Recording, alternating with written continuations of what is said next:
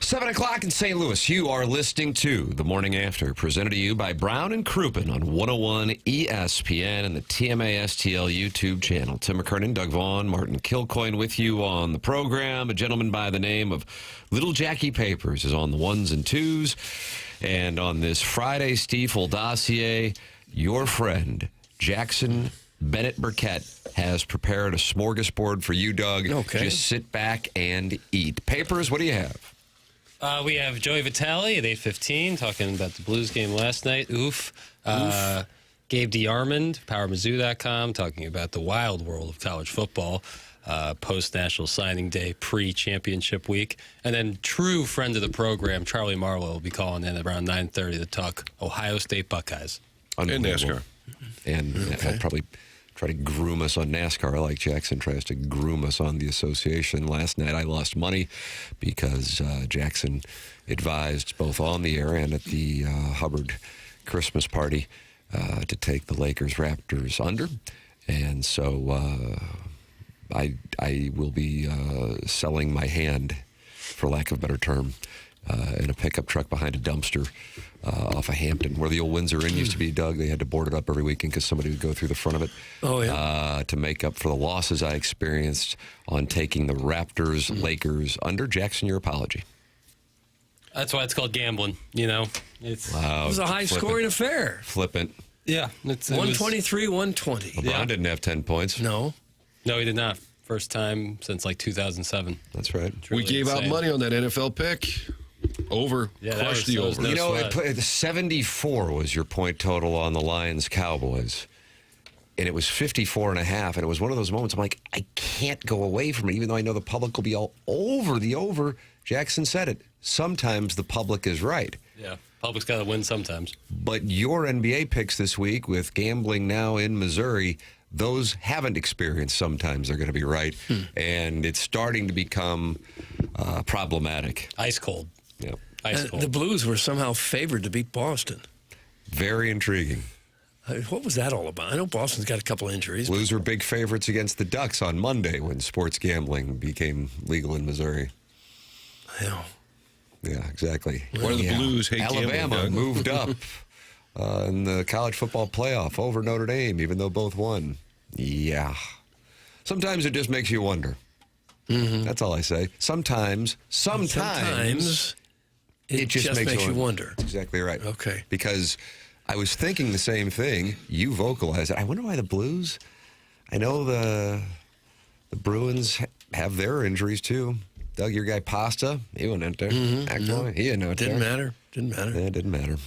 Boy, we got a spot here. Text him with that non-ling. You know the non-ling. Sure. Before today's presentation, this is what the non-ling had to say. And I think it's an astute observation. How many times can Jim Montgomery call out the effort before it's taken as a cry for help? I mean, you're talking about more than a quarter of the way through the season, and you're talking about effort again in another lackluster performance in which the first goal was something that absolutely would be under the umbrella of effort. I would imagine, I haven't looked at the Air Comfort Service text inbox, 314-399-9646. Today is your last day to get a text name for 2025. Jackson cuts it off at 11 o'clock. But I would imagine Harrison's brother Master has already texted, and it's 6 times, about number 25, Jordan Cairo, Doug.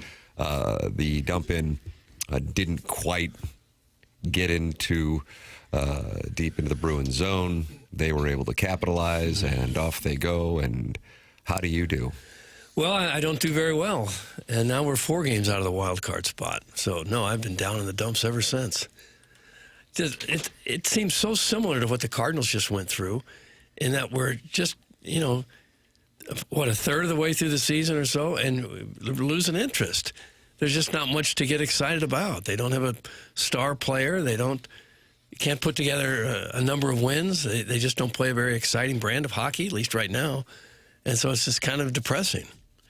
Bennington says they're building their game, Doug. I don't They're know. still building their game. Someone better build something, because there's not much to stand on right at the moment. I think Montgomery is sick of these guys. I'm telling you, when a coach calls out effort, that's pretty rare. But he's not naming names. Now, he was supportive of Bennington, but called out the team's effort. So there's not a whole lot else he can do.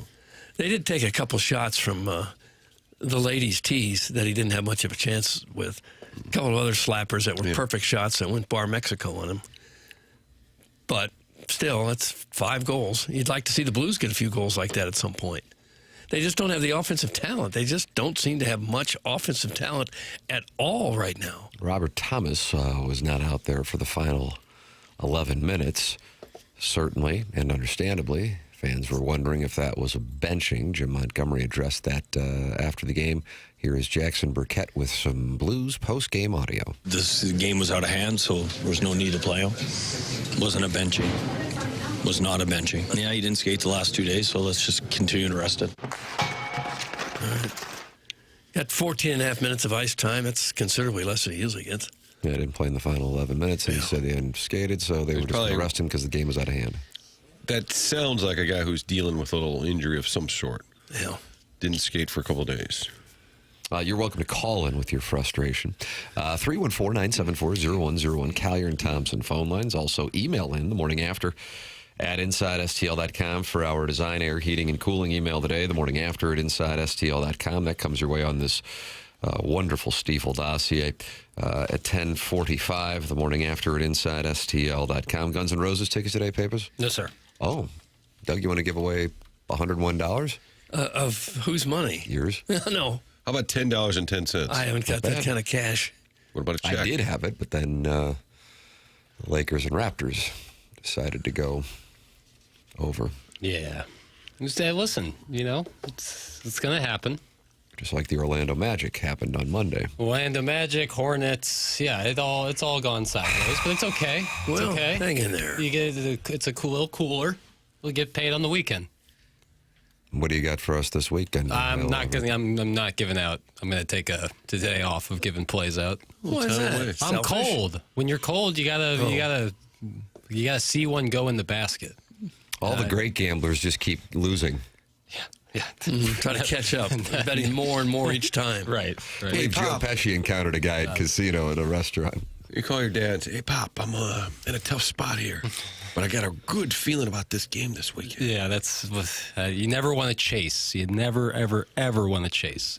And so me giving out any play right now would be chasing. Can we get an update on Jackson's 7-iron? That's from Jackson's Butt Fro. We get an update on my 7-iron. Did you practice yesterday? You Yeah, talked me and about Tim went practice. out yesterday. We did some practicing.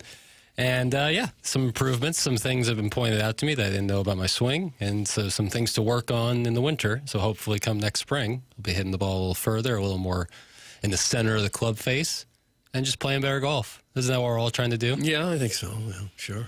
We went into the simulator, and there are 2 numbers that I was looking to see outside of the carry distance. Doug, of course, that's angle of attack with our irons. We want that to be a negative angle of attack, and then club speed. And here I am, what am I, like 6'3", 6'4"? Every bit of that. And 49 years old. Papers is 6'1". He was bragging about it yesterday on QFTA. 6'1", 180 pounds. I mean, if you put that in your Tinder profile, your Grindr profile, they're going to be flocking to you. Really? Yeah. He's on Grindr now? We don't. No.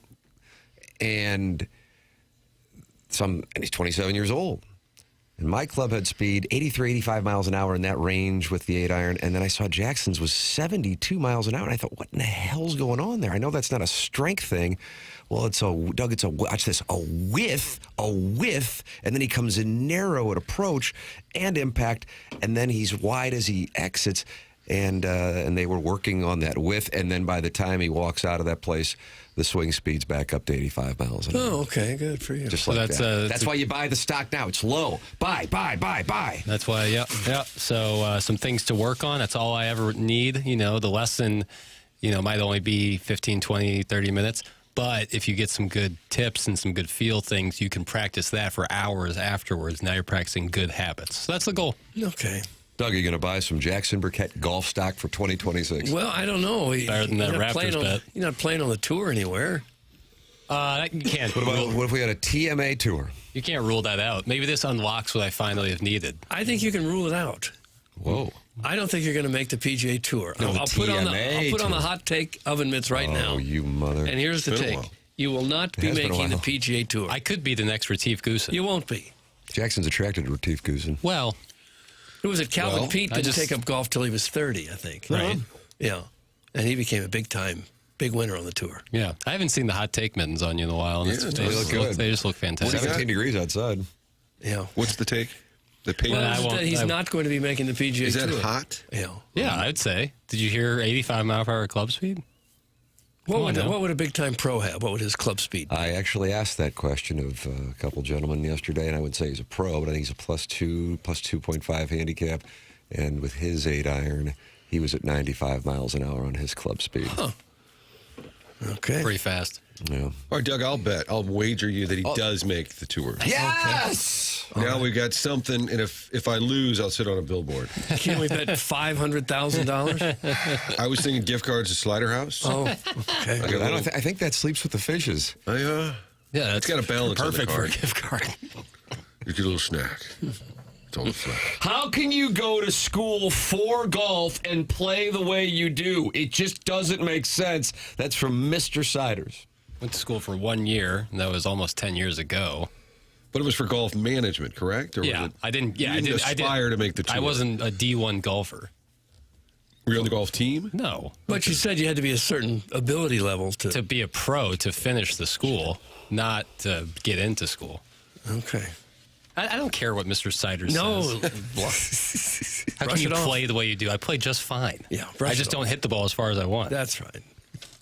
You'll be fine. Bless your heart. Thanks, Doug. YouTube.com/TMASTL is where friends have gathered. Racehorse 90, 440 is Stephen and Jake in St. Genevieve.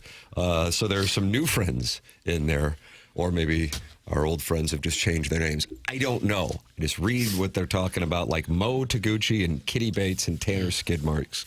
They're in there and they're talking it over. Open up the YouTube app. Doug, you wanted to get to 6,250 subscribers. Yes. This week, we are at 6,240. Oh. Will 10 people subscribe to the TMASTL YouTube channel to get us there by the time 11 o'clock rolls around?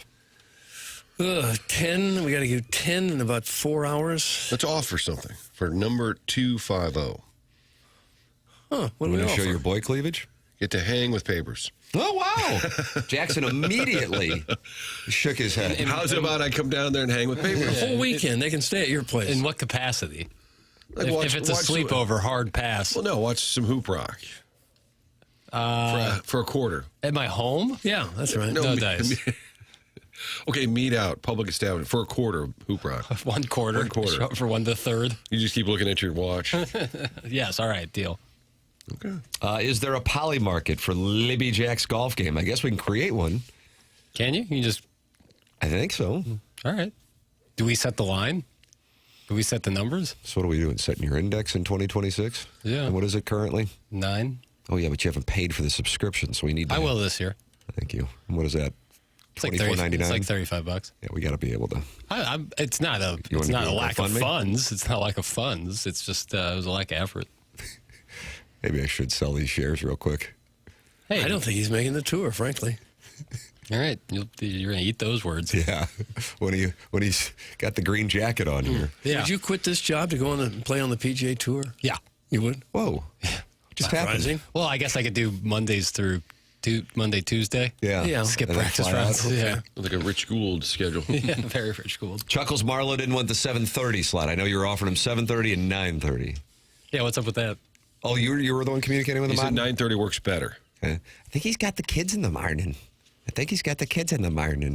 He's got a busy schedule. He was at Kenny Wallace's house/shop out back. He sends me a video, and there's hundreds of people just lined up in Kenny's garage. Really? I guess I think a studio audience? I think it was a studio audience.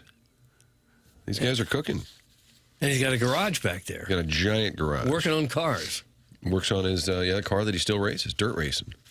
Huh. Big dirt race down at the Dome, Doug, this weekend. You going? No, but there's the Gateway Dirt Nationals. About 40,000 will be there. Let's Really? talk it up. Okay. Good to see the dome being used with dirt flying everywhere, Doug. Now, dirt racing, is that an oval or they do a kind of an obstacle course? They do an oval. They fit it right there in the middle of the turf. Okay. Was there a few months after. I think we had a live radio. I don't know why we were there in the press box, but it was a good 6 months after they'd had the Dirt Nationals. And you walked in the press box and there was about an inch of dirt on every seat, every chair.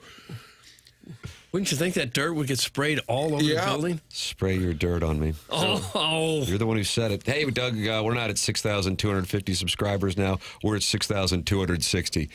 All you had to do was offer your boy cleavage, and seconds later I looked down and it's at 6,260. Tip of the cap, tip of the cap. 250, get in touch with me. I'll arrange the Papers Hoop Rock get-together. There you go. Tip of the cap.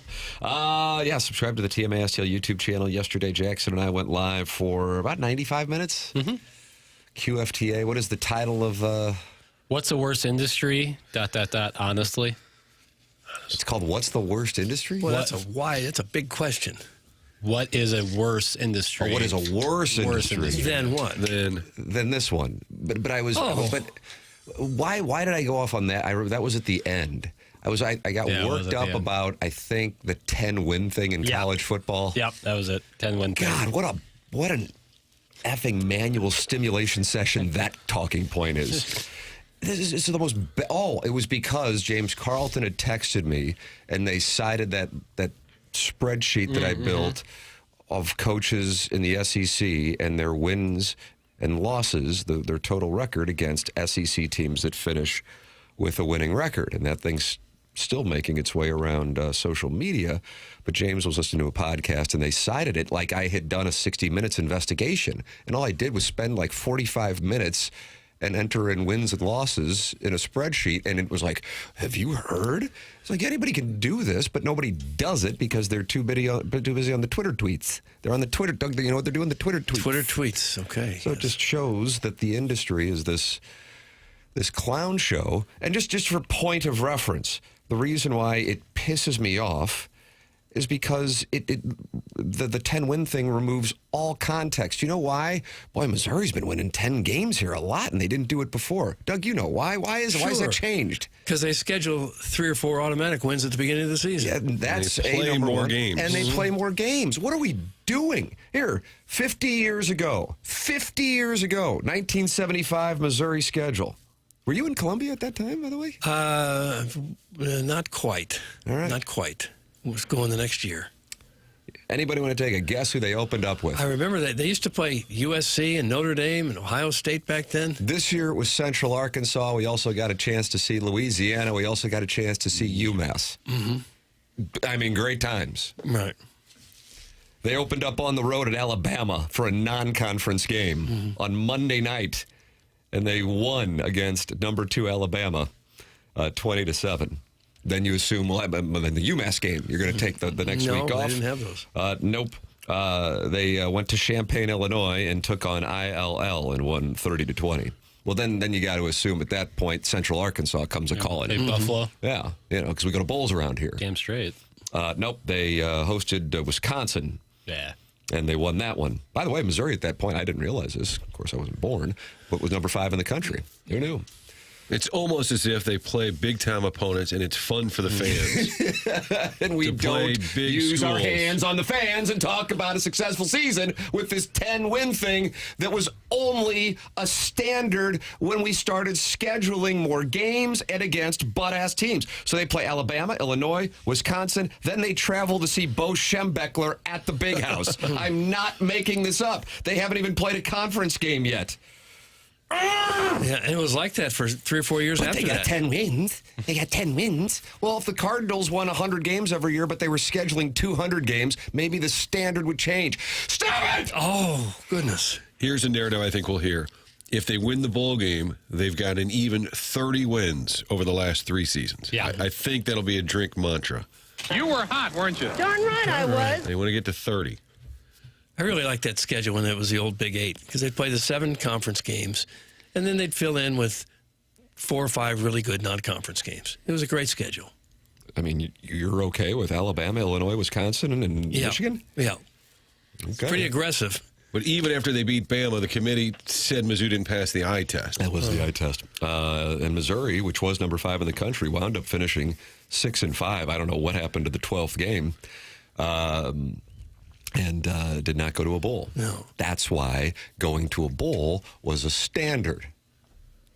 So I'm just trying to add some historical context, because apparently when I look into coaches' records and depth charts for kickers before season start, it's Mike Wallace sitting down with the Ayatollah caliber journalism. What an effing industry. That's why the podcast got the title. Okay. And this is not Missouri specific, but it's college football as a whole. But suddenly it's like, man, Missouri's got more 10-win seasons since 2000 than in its history. Well, of course it does, because they're playing more games and they're scheduling butt asses, just like everyone else, by the way. But you don't hear Georgia and Alabama, Penn State, Michigan talking about 10-win seasons. They talk about contending for a national championship. That's all they care about.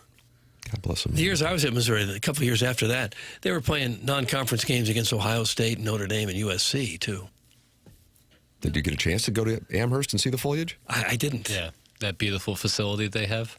I remember the whole college, people were running around with the goalpost after one of those wins at home. I think they beat Ohio State maybe at home. Did they take the goalpost down when they beat Central Arkansas? Was that a big I don't think miss? they did. When's the last time the goalpost came down? Oklahoma. Doesn't?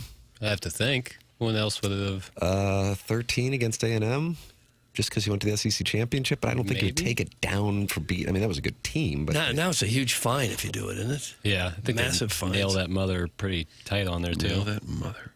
Well, if you got 500 people hanging on it, it'll come down. It'll come down. boy, Tim, that blue Cardinals cap sure is sharp. Can I come down to the station to see you? It's from Big Tuft. Nope. No. Mm-mm. Nope. You guys want to come to Charlotte for the Mayo Bowl? My daughter has a place down there.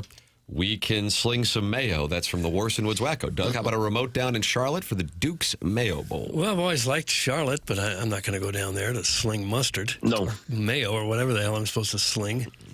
I think I lost money on the Hornets this week, too, didn't I? Yeah, you go get her get back. Who Papers learned moved to New Orleans, and then the Bobcats came about. Remember that? I just thought We it had was like a lively name debate, swap. Tim. I got schooled by Papers, even though he was wrong about NBA. I just don't get how they franchise moved history. a team and then got a team back the next year. Why couldn't that happen with the Rams? Well, it's a great question, and one of the We'll get key into parts that. of it is having executives who don't turn it over to attorneys who are incentivized by their contingency that gets them a third of the settlement. Damn. Just to summarize it real quickly. Yeah, appreciate that. No problem. You can text in with your winter of discontent, 314-399-9646. That's the Air Comfort Service text inbox. And you can call in, 314-974-0101, Callier and Thompson phone lines. And then talk it over. The Nipper School Monitors in the Michelob Ultra YouTube chat with 160 other friends. And Doug, now 6,260 subscribers. That's just What's really our nice. next benchmark? We go from there to 500,000 with Josh Pate State. 6,300, I guess, would be the next benchmark. 6,300 is the next one. Subscribe to the TMA STL YouTube channel. The program's called The Morning After, presented to you by Brian and Crouppen on 101 ESPN.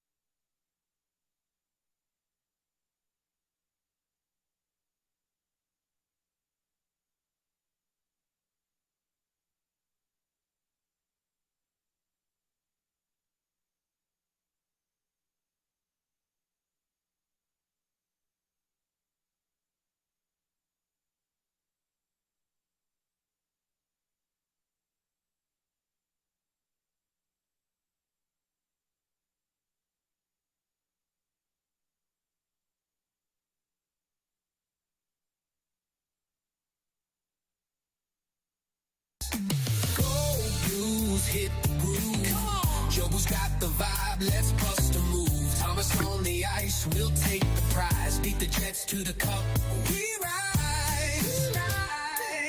The city's behind us, heart so true. Every shift, get you fired up. every pass will Not that break much. through. Just trying to get spirits up a little bit. You know? How about this? Your station is too soft For what? Too soft for what? on Army. This is his roster and his terrible contracts. His retool is backfiring. If it wasn't for Broberg and Holloway, I would give him an F post-Stanley Cup. He's been wrong too many times. That's from the 618. Watch this. The man in this town is soft. Yeah, we it's an are soft. embarrassment. Frauds. Oh, There you go. Well, he is having kind of a Mozeliak-type ending here. Things are crumbling towards the end, although it's really not clear what his role will be when Steen takes over as the GM if he is still president of hockey operations. I wonder if they would think about like special projects or something. Give him a new time, VP. Just listening and learning. okay. All right. Yeah, I think Army has to be held accountable for this roster. When will he do the State of the Union? Do you need a loss in Ottawa and Montreal, and then the boys are back? And do you think a coach gets whacked? I'm not talking about Montgomery. Do you think a move is made? I These think are that's the same probably kind of what questions we've been asking Yeah, since. I think there'll be a trade, and at that time he'll sit down and hash it out. They'll trade a veteran who's been around for a while, and at that point he'll sit down and have the State of the Union mess. I think JR said that Army's new approach is to talk at the beginning of the year and the end of the year unless something really warrants. Yeah, I think if they got swept on this road trip, maybe you'd say, all right, it's not happening. Bernie Federko said on TV the other night that you get till Christmas to decide if you're in it or not. That was kind of his barometer for a hockey season. Claves has Flag Day, I think, for the Cardinals. Federko says Christmas, but that seems to be a bit away here in terms of looking at this club, Doug. Now, they're still right there. Yeah. They're just still right there. But you know what else? They have the fewest number of wins of any team in the league. 9 victories. Every team in the league has more than that. What does that do for the Vaughn Index? Well, the Vaughn Index, you want me to run that? Let's see, they lost the last 2. 5, 6, and 4 at home. 25 would be the Vaughn Index. Nice. 25. And how many points they got? About that. Yeah, about 25 points, too. So it's congruent. What we look for with the Vaughn Index is congruency. Like that. And that's what we're getting. Joey Vitale will talk congruency coming up at 8:15 on the Stiefel dossier. In Ottawa, I would guess. Probably Yeah, flew logistics. there last night. What a treat. Get your asses stomped and then enjoy the home of Jamie Rivers and Alanis Morissette, Doug. America's hats capital. I had a brother-in-law who lived there for a while. Said it snows a lot. Oh, that has to be awesome. Snow up to your eyeballs. And so cold that it doesn't go away very easily. Who's your favorite Canadian? My favorite Canadian? Justin Trudeau is with Katy Perry now. Am I right on that? Is that right? I don't think so. She's supposed to be with us next week in the studio. Is that right? Yeah. We're going to be talking about that space flight. He. Bernie Federko would be right up there. Good answer. Chaser, John Candy. Nice John play. Candy's a really good answer. Alex Trebek? Well, he's no longer with us. That's all right. Neither's John Candy. You know. A lot of good comedians. Dan Aykroyd. Are you Googling? No, I just know Dan Aykroyd's Canadian. And he was born in Ottawa. I looked up celebrities born in Ottawa. There's Dan Aykroyd. I like that he says beverage alcohol. Yeah, I do too. You notice that? Yeah, it's really I funny. don't know what that's about. I just enjoy it. He doesn't say alcoholic beverage. He said, well, we had some beverage alcohol. No, I don't care for You that. don't like No, I don't like that at all. Alex Trebek was born in Ottawa, Doug. Was he really? Guys, it was a Hall of Fame worthy balloon party on the broadcast last night. They were hyping up how good the fourth line looked. The fourth line was a combined -5. Spin, spin, sugar. That's from Alan Dadeville. Let's have a balloon party. Were they really -5 for the fourth line? Every goal they're out there? Well, I'll scream at Joey about that and the fact that he's not having his Christmas party. I got a bone to pick. Or Maybe is that he's a big- having it and Yes. you weren't invited. I think it's all a big Well, that means me and charade. Pauling are both out. No. I think he's putting on a big front. Then you drive by there in a couple of weeks, there's people everywhere. There's a valet out front. Huh. The party that's not happening, huh? What? That's how you shake everybody. What? Circus tents, farm animals out there performing. Gerbils. Traffic jam. Looks like Gabe's Vitale's with us party. at 9. Charlie Marlow. Not Charlie Marlow AI, the real life Charlie. Is he calling or is he studio? He's calling. I think he's calling it. Yeah, he's not a studio guy. Doesn't have to. He's got it figured out. And then the Design Air Heating and Cooling email today, the morning after at InsideSTL.com. Design Air's online at DesignAirService.com. Longest running TMA client, and if that furnace goes down, oh, Doug, I was driving in 17 degrees this morning in St. Louis. Sweet mother of mercy. Design Air, DesignAirService.com. That's where you go should you run into issues with your HVAC system. Doug's a client. Martin's a client. I'm a client. For real. It's happening, man. My in-laws were over last night, and my father-in-law's brother, he was talking about how their heating system went out. Buddy of mine texted me, loyal listener. They introduced him to Seth right away. That's what you got to do. Just go to DesignAirService.com. Get it taken care of quick, fast, and in a hurry with Design Air Heating and Cooling, sponsor of the email of the day. And Doug has said he's going to give away $100,100 to the winner today from your Venmo, I guess. Well, it's Christmas season. Might as well. When you've got more than you could possibly spend in a lifetime, may as well give some of it away. The morning after at InsideSTL.com. Jim Montgomery, here he is talking effort. Oh, well, we'll get to that when the time is right, I guess. Yeah, it's an effort thing. It's a simple thing to fix. I don't have to look at the film to have a better answer for you. But I know it starts with, from within, from everybody. There were more than just a few plays where Boston went all the way up the ice and nobody touched them. Guys were skating with the puck for half the length of the ice, and nobody ever put a body on them or anything. I think that's what he's talking about. It was just too easy for them to get into the Blues' defensive zone. Alan Dadeville's right. The balloon party's pathetic. Hey. Harrison's brother, Master Martin, is not happy. And the balloon party is Curbs and Joey, apparently. So we will have a chance to hold Joey accountable. That's right. We'll scream at him. Well, they work for the team. It's kind of their job to put a optimistic spin on it wherever they can. I did hear on Curbside, Joey was saying, I bet Montgomery's not going to be happy, alluding to the effort. And he had not specifically talked about that Cairo play that led to the first goal. But he had not, at that moment, heard what Montgomery had said, which is interesting because what he was theorizing was exactly what Montgomery did say, is the effort. And it sucks if you get on the ice, Cairo tried to dump it in, doesn't work, then you get the -1 because you just hopped on the ice, even though it was really his play that caused it. I don't know how effort could be a problem as a professional athlete. I know the season's a grind, but when you get out there in a building with 18, 20,000 people out there, teammates counting on you, I don't know how you could just not go 100% all the time. That seems like that's the least you could ask for an athlete. Steve Savard, friend of the show, surprise guest and just regular guest, I believe, had a tweet last night sort of calling out Armstrong. Steve Savard. And he said, since the Stanley Cup, the Blues have won one playoff series. And then he said, can't wait for Alexander Steen to take over. And now, again, the question is, what does that look like? Does he have autonomy? Or does he have, like, the Mo Bloom dynamic where they're kind of coexisting? Well, they have to be, even he has to be especially frustrated because at the start of the season, everybody, including us, thought they had a pretty good team. Yeah. Then the season starts, and as of now, they've got nothing. Yeah, that's where the big difference is specific to the Blues versus Cardinals conversation. The expectations for the Cardinals were nowhere. The lack of interest, nowhere going into 2025. The expectations, the enthusiasm, too, locally, were super high for this team. So that's where you have the issue. And you're sitting here less than 2 months since the start of the season going, okay, well, I mean, it ain't going to happen. And perhaps more importantly, the head coach is talking about effort yet again. That's a different kind of conversation. I realize there are injuries, but Boston, as I said earlier, didn't have Pasta, didn't have McAvoy. The Blues, of course, are dealing with what they've got going on now with Snuggerud and Walker, in addition to Toropchenko's situation, but Snuggerud and Walker here for the long term.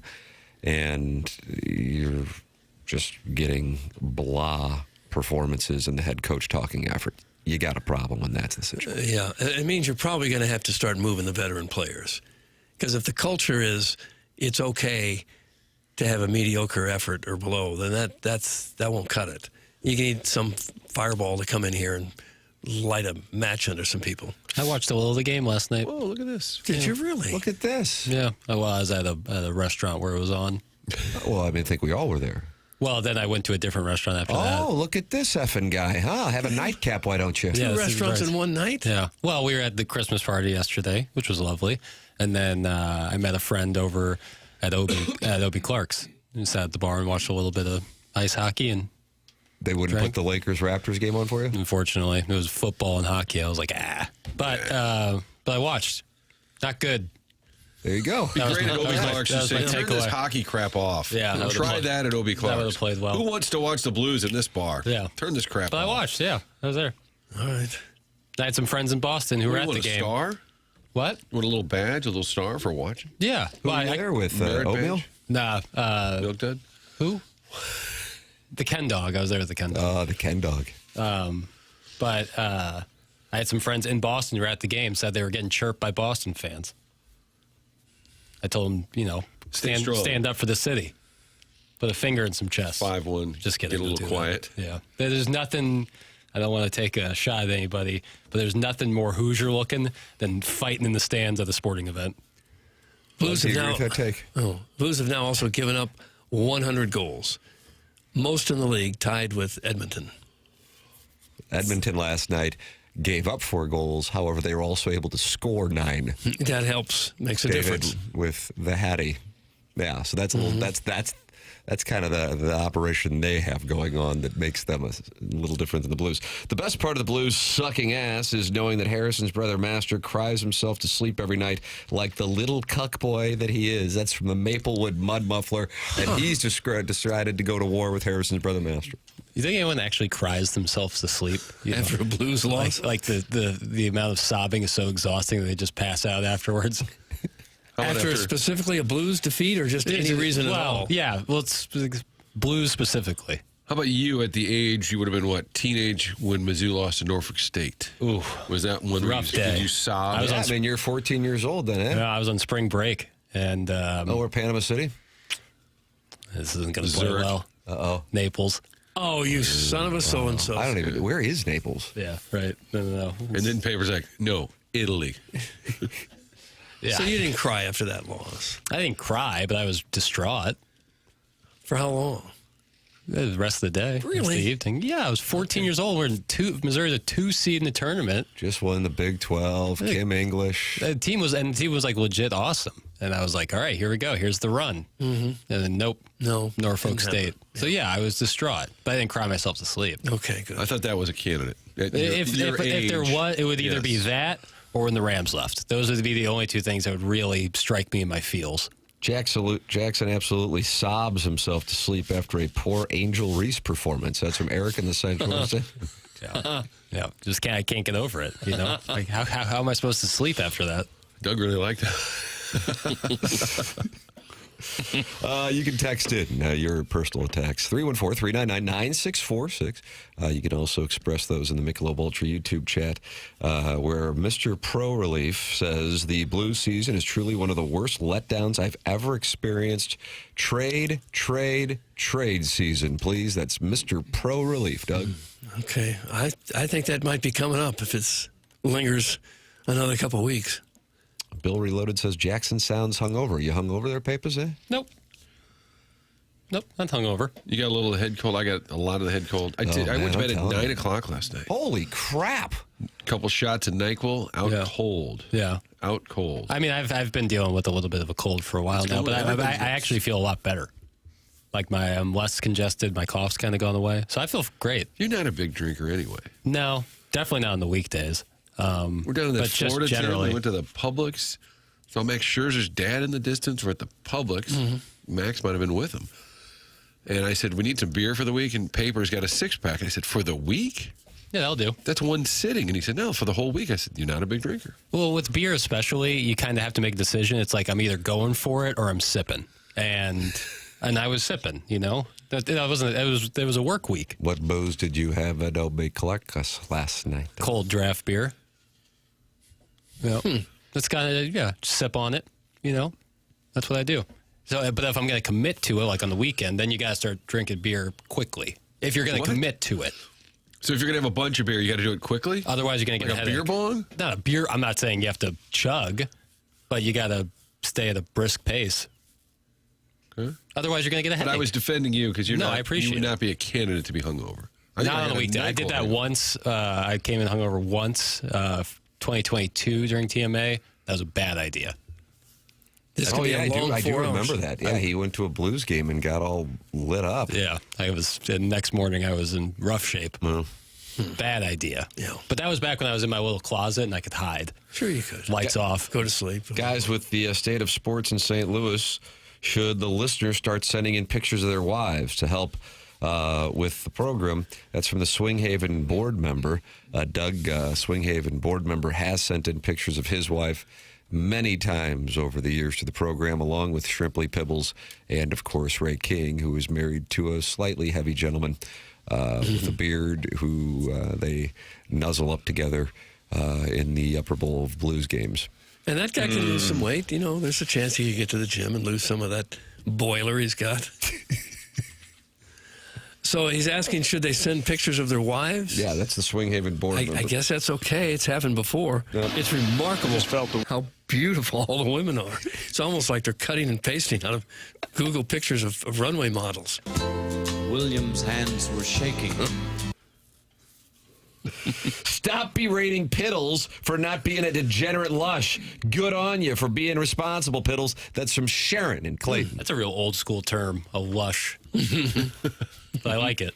Yeah, it's never really been my thing to get real lit up. I mean, I have before, but there's a cost to that.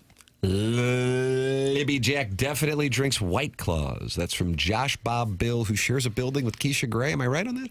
Not a huge seltzer guy. There's some situations where I enjoy, but I traditionally prefer a cold beer. Ray King is not happy. Not that he decided that his wife is a 34-year-old heavyset gentleman, but the fact that I said that he was in the upper bowl in the picture. And he says, don't do me like that. It wasn't the upper bowl. I'd like to apologize to Ray King and his husband. They were sitting in the lower bowl, and the picture's wonderful. Yeah, he probably has to at that weight. You wouldn't want to walk all the way up to the Possibly upper get bowl. upstairs. No. Linda Sniffer's married to Alicia Cuthbert? I imagine most of our listeners are married to female celebrities. May I join you? About that. Harrison's brother Master's not happy with the Maplewood guy for attacking him. Ha, ha, ha. You live in Maplewood. Jump off the Poplar Street Bridge with cinder blocks on both ankles. That's Harrison's brother Master's response to the guy from Maplewood who said he's happy that the Blues are losing because that means Harrison's brother Master cries himself to sleep every night. So the listeners are turning on us. They're turning on themselves in their frustration as they stare ahead at a winter of discontent. Mm-hmm. They asked me at the Two Fox the other night to put together a year-ender in sports. No. They said, we'll do one of those pieces where we look back at the 2025 sports calendar. I said, are you sure we need to do that? What do you lead with there? Holy crap, what do you? Yeah, Probably the 1.6 and say this was kind of, Set the tone. yeah, like false enthusiasm. Set us up for a big knockdown. Do you have an intern who can do that for you? Pull the video and everything? No. Moe's exit, Heim's arrival. Our interview with Michael Hellman at spring training. That's pretty good. That should be in there. Spring training clips. When you look back at the Zoo Cardinal losing to season, Drake. was there even Good one times. big, memorable, positive moment in the Cardinal season? They Anything? have a good month of May, was it? Yeah. But I mean, was there one moment where you say, wow, this is great? Sonny Gray pitched that day where it was really humid. You know, he got hot. It was Bless his wet. heart. Couldn't stay in the game because it was wet everywhere. Ball was wet. That's a great question, Doug. As we look I don't to pull recall the one. tape, there's probably a walk-off here or there. Everything's just wet. Yeah, you got to leave. Okay. Mizzou beat. Florida and Gainesville, the Yes. eventual national champions. Here That you was go. awesome. There's your mountaintop moment. That was what a great night for old Jack B. I'll tell you what. That and the Alabama game. Those are two great highlights. You just refuse to admit it because the Golden Eagles are having a tough time this year. Yeah, I'm looking for a narrative that's negative. Yeah, that's right. Golden Eagles get Little misery Wisconsin tomorrow. We'll probably get pounded. Misery It's gonna loves be a rough company. year. This is the mod. Josh Schertz was sitting here in studio. He's friends with Shaka Smart. And in the break, because you guys don't want to hear about Marquette, I understand, I said, is it sustainable? Because they're trying to do it without the portal. Yeah. Every kid that plays for Marquette is a recruit that's been there a year or two or is a freshman. And he said, I love Shaka. I don't think that's going to work. No. But he is all in on it. It's too bad that it can't work in the current system, but it's not working. So you're right, Papers. Puts me in a negative spot. You'd have to get a bunch of guys that really like playing with each other and are very successful at the same time. You have to get a stud recruit. If you're not going to the portal, you better.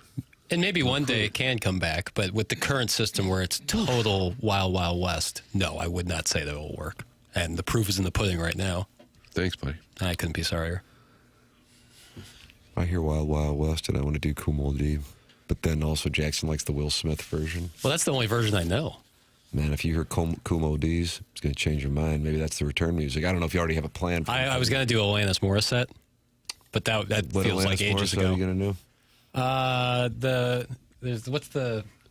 It's from Jagged Little Pill. Well, I mean, that had a Hands in My Pocket. Isn't that the one? That's the big one. I'm going to respectfully, of course, disagree. You Ought to Know being the bigger one? Yeah, that's the one. I think that's the one that put her on the map. All right. Yeah, the old theater. All right, get involved. I guess people are already by sending in pictures of their significant others. 314-399-9646. And you can talk about your significant others with other listeners in the Michelob Ultra YouTube chat. 6,260 friends have subscribed. Our next plateau, Doug, 6,300 brick by brick by brick. That's what we have going on here. On the Stiefel dossier, Joey Vitale, 8:15. Gabe DeArmond, 9 o'clock. The great Charlie Marlow making his glorious return in advance of the Big Ten championship game. What would he rather do? Have Ohio State win but suffer an injury to a starter, or Ohio State lose and exit the game completely healthy? I'm anxious to hear what his opinion is. I also think he wants to debate Landman with Papers. That's what started. Right. That's what started the text exchange yesterday. I'm excited for that. Nice. Well, that's coming up. And I like it. Heating and cooling. Drops of the week. I can't remember what was Katie Woo's burner who wanted you to have a big time drops of the week because he said we're lazy last week and didn't do one. Well, we meaning me and Short week. But yeah, it was a 3-day week. So this is going to be like a monster edition of the drops of the week. I think it's good. I'm sure people like whatever. It could be the best drops of the week, worst drops of the week. It doesn't matter. People will text in, that sucked. You're an idiot and lazy and you suck and that stinks. Even though I do that, the drops of the week essentially out of the kindness of my heart. So whatever. Martin, that is my prediction for the release of the Pat Maroon David Freese interview. Yeah, we have the same vibe. Which we're doing on Monday. Yeah. I finally went back and listened to it. Do you guys... And didn't Freezer say on this show it was okay? Yes, and I asked Maroon as well. Because the only reason is because, the profanity is immaterial, but I knew there was some talk of booze and getting high.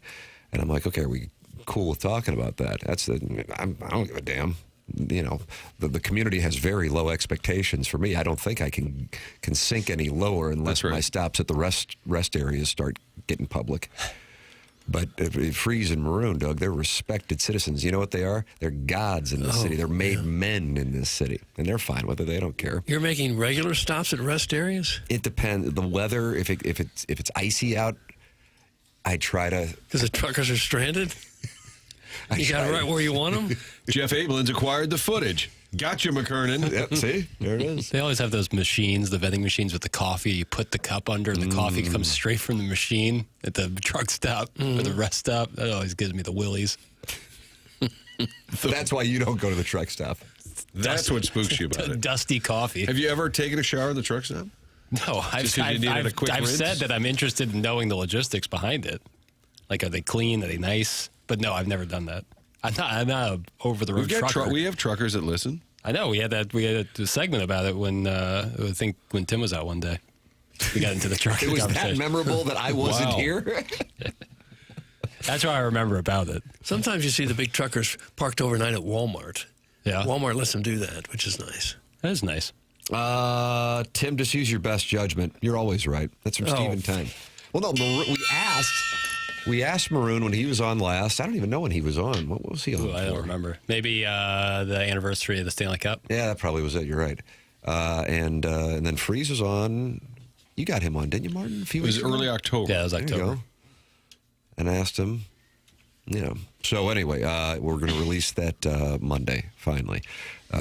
So if you subscribe to the TMA STL podcast, it'll be in that podcast feed. Correct, Jackie Papers? I want to make sure Tim I say McKernan it. Show, TMA. But it all is in there, along with Movie Boy. Yeah. What's on Movie Boy this weekend? Me and Marcia are doing a movie mailbag.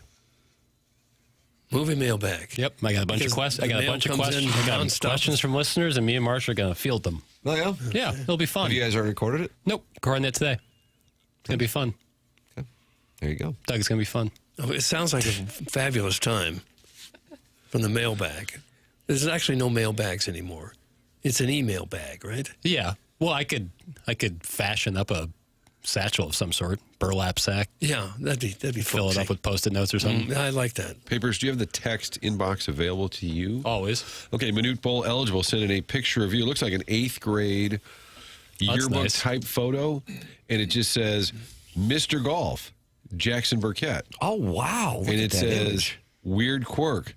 I can draw a freehand map of the U.S. He actually has done that before. I've can witnessed do him do it. Freehand map of And the so U.S. you were doing that way back then. This is And then it says that's a picture of me in high school, by the way. Is it? Like junior year. Really? Yeah. Wow. Yeah, boyish charm. Boyish charm. How about this? If I had $1 million, how much does dinner with Kanye West cost? Not that age. Did I say you went that? back? Oh wow, yeah. Well, that was right after the Life of Pablo. Probably Was that from the Life It was a of great time. Pablo? I don't know what Or it was was that from. the It was a great time to be a Ye college fan. dropout? Yeah. We have trended the opposite You may direction wanna with that one. discuss Yeah. Israel with him at some Yeah. point. Well, it's. I wish I had that putt back. Good morning. I would like to have sex with all of you. That's from the recovering alcoholic from Belleville and Webster Groves. Sounds like I'm in. That's a dude. So now we're kink shaming again. Oh, well, sorry. Doug drops the line. I do not want Movie Boy on my podcast feed. Put it in your own feed, Jackson. That's from Harrison's Brother Master. Okay. Listen to something else then.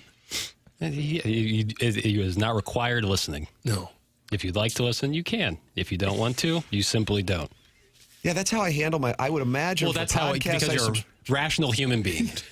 Here we go. Here we go. Get him. I mean, what are we doing? It's like Let him go, Martin. It's Here he like goes. well, it's like 60 Minutes is on. It's like, get that off my television. Just don't watch. Tick tick tick tick tick. You don't have to listen to it. No, you don't. When the voice cracks, you know the player's frustrated. tick, tick, tick, tick, tick. I can't turn it. Yeah, it's like, what do you mean? It's yeah. What you don't have hands? Get it off my feed. Come on. I'm really mad about that. I gotta edit that yay quote I have there. Ooh boy. Good thing it wasn't like my senior yearbook quote. You're right, and it's Tough. a great picture of you. It really is. But I look like I'm 12. You look really young. I think for that high was school. that might have been senior year. No way. Well, that looks like a new. I can't imagine that was a senior in high school picture. It was either junior or senior year. I was Mr. Golf 2 times in a row. If you had told us it was your 5th grade picture, I would have said, yeah, I guess I could believe that. Really looked like a boy. I like having Movie Boy in my feed. That's from Just Don't Press Push. How My about guy. that? Thank you. Just Don't Press Push. My guy, JDPP. Picking on papers is so 2024. Yeah, that's right. Yeah, it's out of style. You can pick on all of us. 314-399-9646. Text in. Then you can call in 314-974-0101. The program's called The Morning After. Joey Vitale coming up at 8:15. Gabe DeArmond at 9 o'clock. The great Charlie Marlow at 9:30. Design, Air, Heating, and Cooling email of the day at 10:45. This is TMA presented by Brown & Croup on 101 Speed.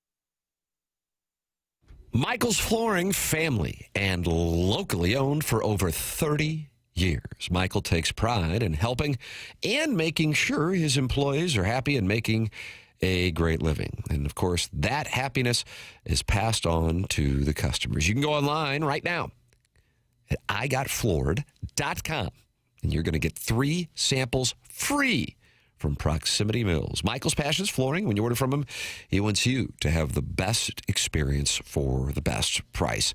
Order by going to one of the 3 St. Louis area locations. They are in Creve Coeur, they're in Darden Prairie, and they're in St. Peters. And you can see why people are loving getting floored by going online at igotfloored.com. There is a reason that Michael's Flooring has continued to grow through the 31 years. Employees love working for him as they feel like family, and he makes sure they're taken care of, and this then rubs off to the families buying the product as they know the best interests of the buyers at heart. Come see why people are loving getting floored by Michael, and make sure you visit igotfloored.com.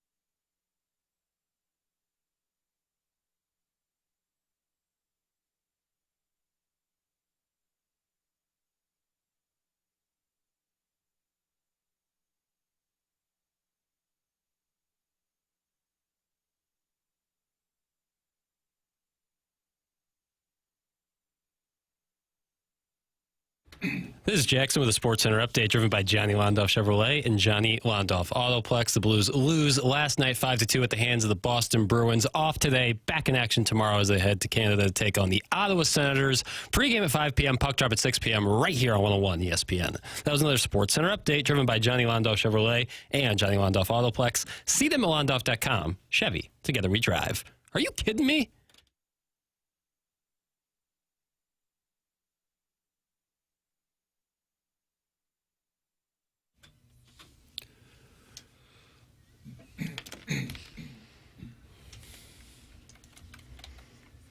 Yeah. No. Doug, is this the jam? Well, it's a jam, I guess. She was mad. They are not happy with Jackson and the Michelob Ultra YouTube chat. Jackson is no longer allowed to talk about music after saying "One Hand in My Pocket" is Alanis' best song. That's from the Crystal City Liquor Man in the Michelob Ultra YouTube chat. I definitely don't have enough knowledge of Alanis Morissette to definitively say what's her best or worst or There's most some popular song. votes from the texters for ironic. Yeah, I just don't have the knowledge. So, and didn't really claim to have the knowledge, which is the darndest thing about it. And we're talking about Alanis Morissette, Doug, because the Blues traveled to Ottawa, which is where she's from. Do you think her and Jamie Rivers crossed paths? I doubt it. I doubt it. Does she go to the games? But I mean, he's Ottawa. You mean ever cross paths at any time in their lives? I bet they did. And then Ottawa last year, weren't they missing luggage? Remember we had Jamie Rivers on? And like they traveled by train and like the suitcases didn't make it. And then the season turned around, Doug. Okay. I just want to take an guess on Alanis Morissette's age. What year was she born? Oh, man. I am going to throw 51 out there. Ooh, wow. Boy, Jackson with a monster facial tell there. Say 52? See, well, I'm on a page for Jagged Little Pill. I am not, just to be clear, I'm not on her Wikipedia. So I'm going to say 54. Tim nailed it, 51. No, for heaven's sakes. And you guys worked this out pre-show, didn't you? It was part of the monster show prep. The program is called The Morning After. We're in the Fisher Window and Door Store, 8 o'clock hour. My name is Tim McKernan, ranked number 1. Again, that's awesome. Thank you so much for making me the best. And that's according to Inside STL. Doug Vaughn, Martin Kilcoyne, and then a gentleman who, makes it clear he doesn't know much about Jagged Little Pill. That's Jackson Burkett. And you're welcome to participate in the program as well. Jackson, we've been talking about how soft the media in this town is and how it's an embarrassment and we're a bunch of frauds. But because people aren't demanding that Jim Montgomery be fired and Doug Armstrong be fired, but there is one media member in town demanding that Jim Montgomery gets fired, and his name's Jackson Burkett. I see it in the Stiefel dossier, Martin. I don't know if you see it. It's a Jim Montgomery soundbite, and in parentheses, fire his ass. You see that in the Stiefel dossier? Fire his ass. What segment are you in, Tim? No, I'm in the audio section of the Stiefel I'm in 9-3. dossier. This is under checking the till. Yeah, there you go. Montgomery pregame talks expectations, walking out of Pulp Fiction halfway through. Fire his ass. And I'm going to say it has nothing to do with hockey.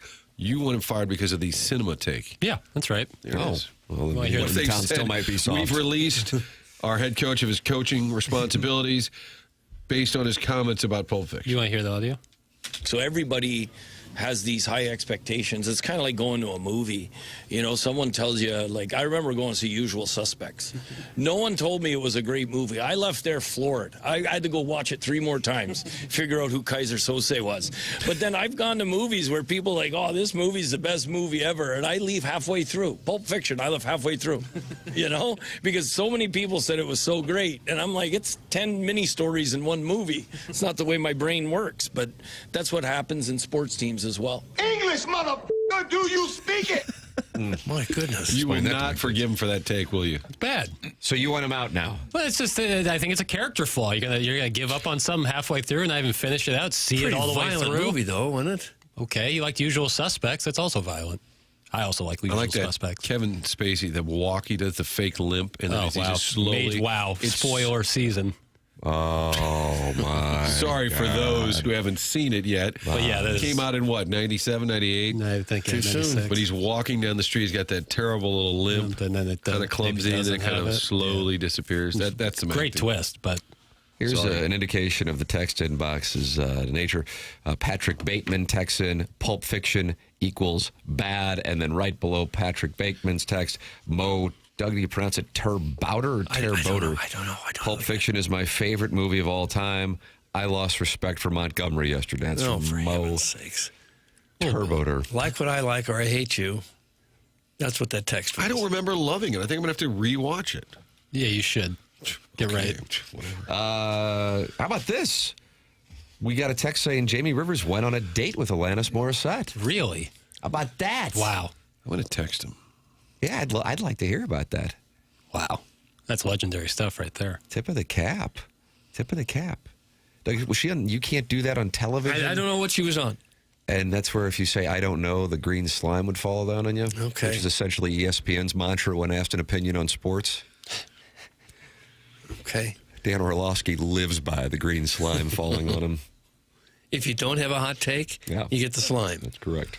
I saw a Max Kellerman quote that he said. Where is he being quoted? He was on did Bill a segment Simmons' with pod. Bill Simmons. right. I guess it's the first time he's talked since leaving First Take, where he was on Sparring Daily with Stephen A. And Kellerman said Stephen A. has no hot takes. His whole game is to react to a hot take, which is actually pretty interesting. You start thinking about it. I think it's true. And he gave a bunch of examples. He said he needs somebody to throw some crap out there like a Skip Bayless. Yeah. And then he Or a just Mad Dog. Yeah, Mad. And then he just overreacts. What? What are you talking about? That's the gig. And it was an interesting, Kellerman pointed it out, that he doesn't have to have a hot take. He needs somebody next to him with a hot take. So do with that what you want, Okay, Doug. yeah, I can understand that. Yeah. How do you know I'm freaky? Oh, I don't know that he's Where did freaky. you get that from? That's Stephen A.'s podcast, which, just like QFTA, can make you uncomfortable.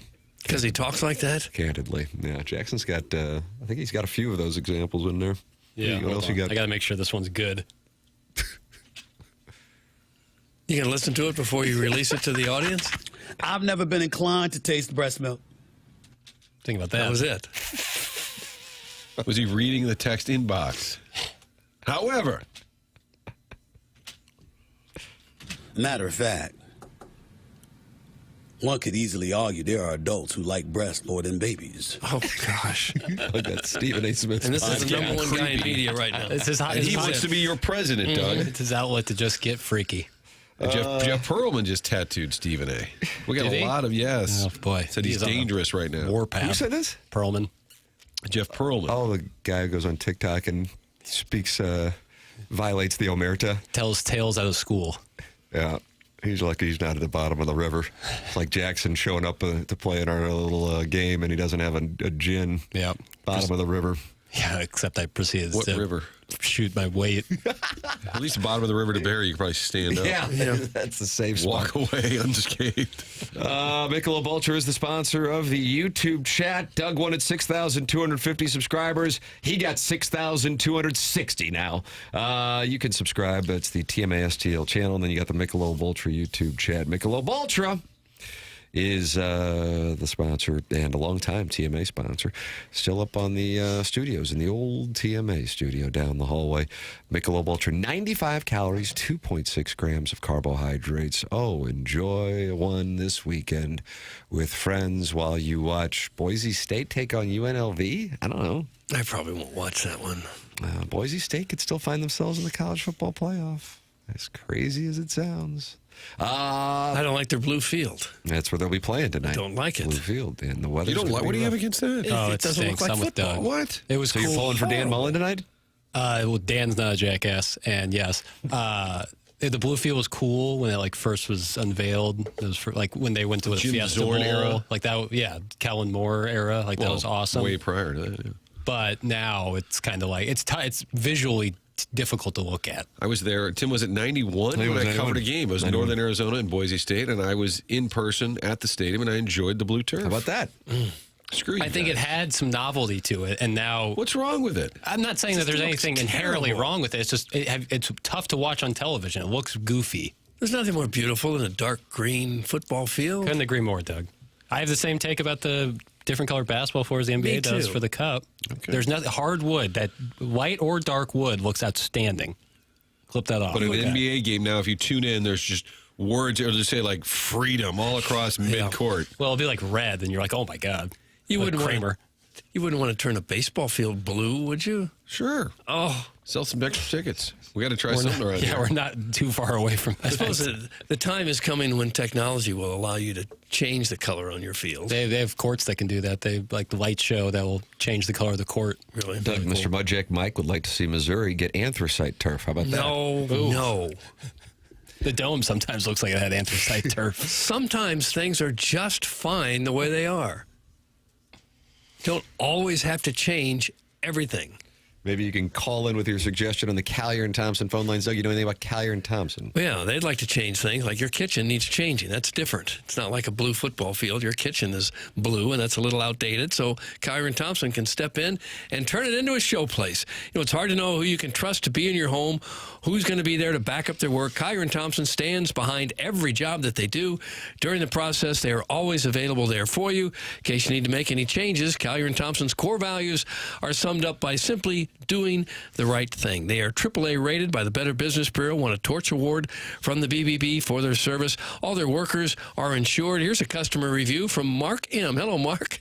He says, all construction was completed on time. Workers extremely friendly and cleaned up and vacuumed every day they were here. Overall, very good experience. Owner came out at final inspection and noticed a nick on the door and ordered a new door. That's how they'll do you at Collier and Thompson. They've been in business since the 1950s. That'll tell you what people think of them. You don't stay in business that long in this town or any other town unless you do people right. Bob Strati and Carolyn Beard are the owners there. They've been in charge for more than 20 years.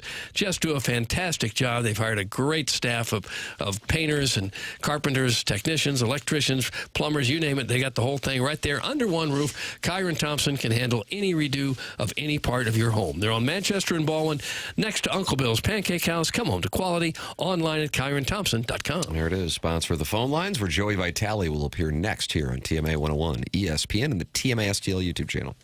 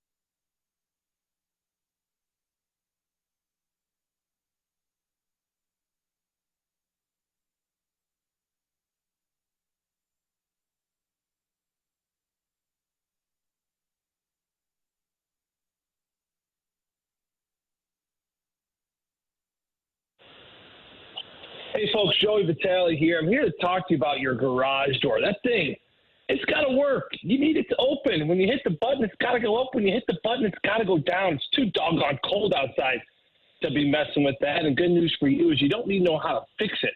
If it should go down, you just need to know who to call. Call my friend Jason Gosring. He's an absolute savage when it comes to fixing garage doors. He can do anything. Challenge him. I dare you.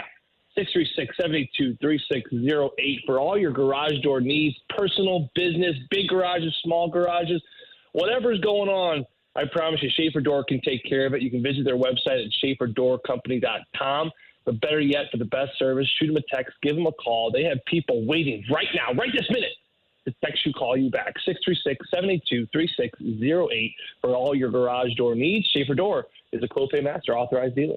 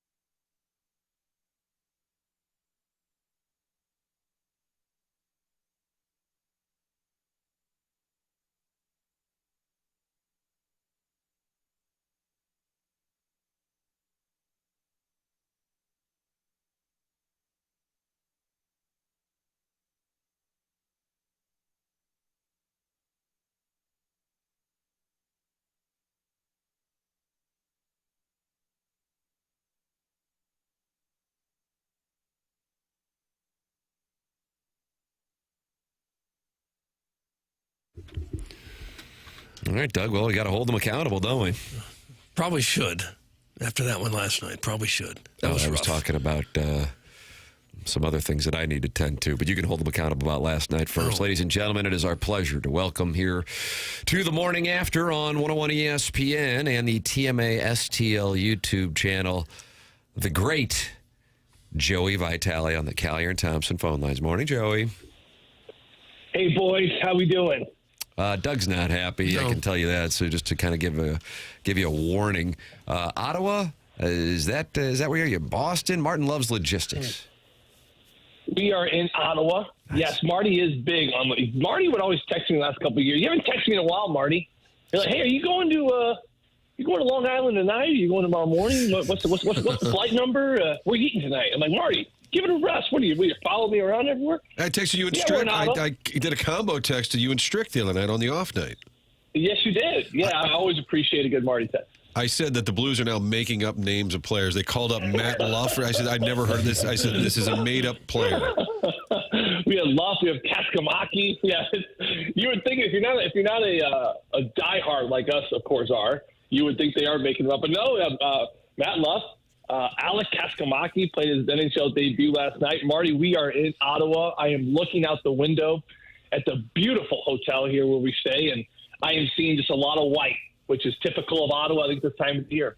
Snow we're referring to, Tim, not the ethnicity of the people. Right, or my college years. No, we're talking about snow on the ground. No, you know what? I often will text Pinky instead of you, Chris Pinkert of the Blues, for my logistics, just so I'd let you get your rest. Yeah, logistically, we're set, we're sound. Another long night of travel, tough night of travel. Listen, when you're winning, it's tough to travel, going crossing borders and jumping around the Northeast, especially this time of the year. But a tough loss last night, as we all saw, boys. You guys probably watched every minute, listened to the broadcast, watched it. Jackson. But another tough loss. Yeah, Jackson was probably all over. I would love to hear Jackson's breakdown. Yeah, what did you think, Jackson? The Cairo dumping? Yeah, I just I didn't like the 1-2, the effort, I think, was in question. But I'll say this: those sweaters look great. So yeah. If we're looking at positives, Joey, I think we always look on the positive side. Now a balloon party has started. We were making this observation. Martin and I were both listening to the Curbside podcast this morning, and before I gather you and Kerber record your exchange before you get a chance to hear Last night it was Bennington, Parayko, and then Montgomery, 2 players, and then the coach usually is the way that it works. And you said before even hearing, I believe, Jim Montgomery's comments that he's probably not going to be particularly happy with the effort. And then you specified what led to the first goal, which I just cited, the Cairo dump in and the very slow change.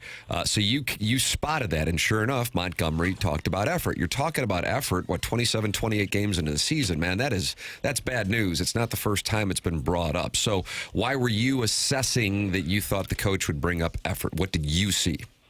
Yeah, I tell you, like when you break it down, every now and then, Jackson, what's the old saying? A blind chipmunk finds a nut every now and then. What's the saying there, Jackson? Blind squirrel. No, you nailed it verbatim. Finds a tube. No, he doesn't. No.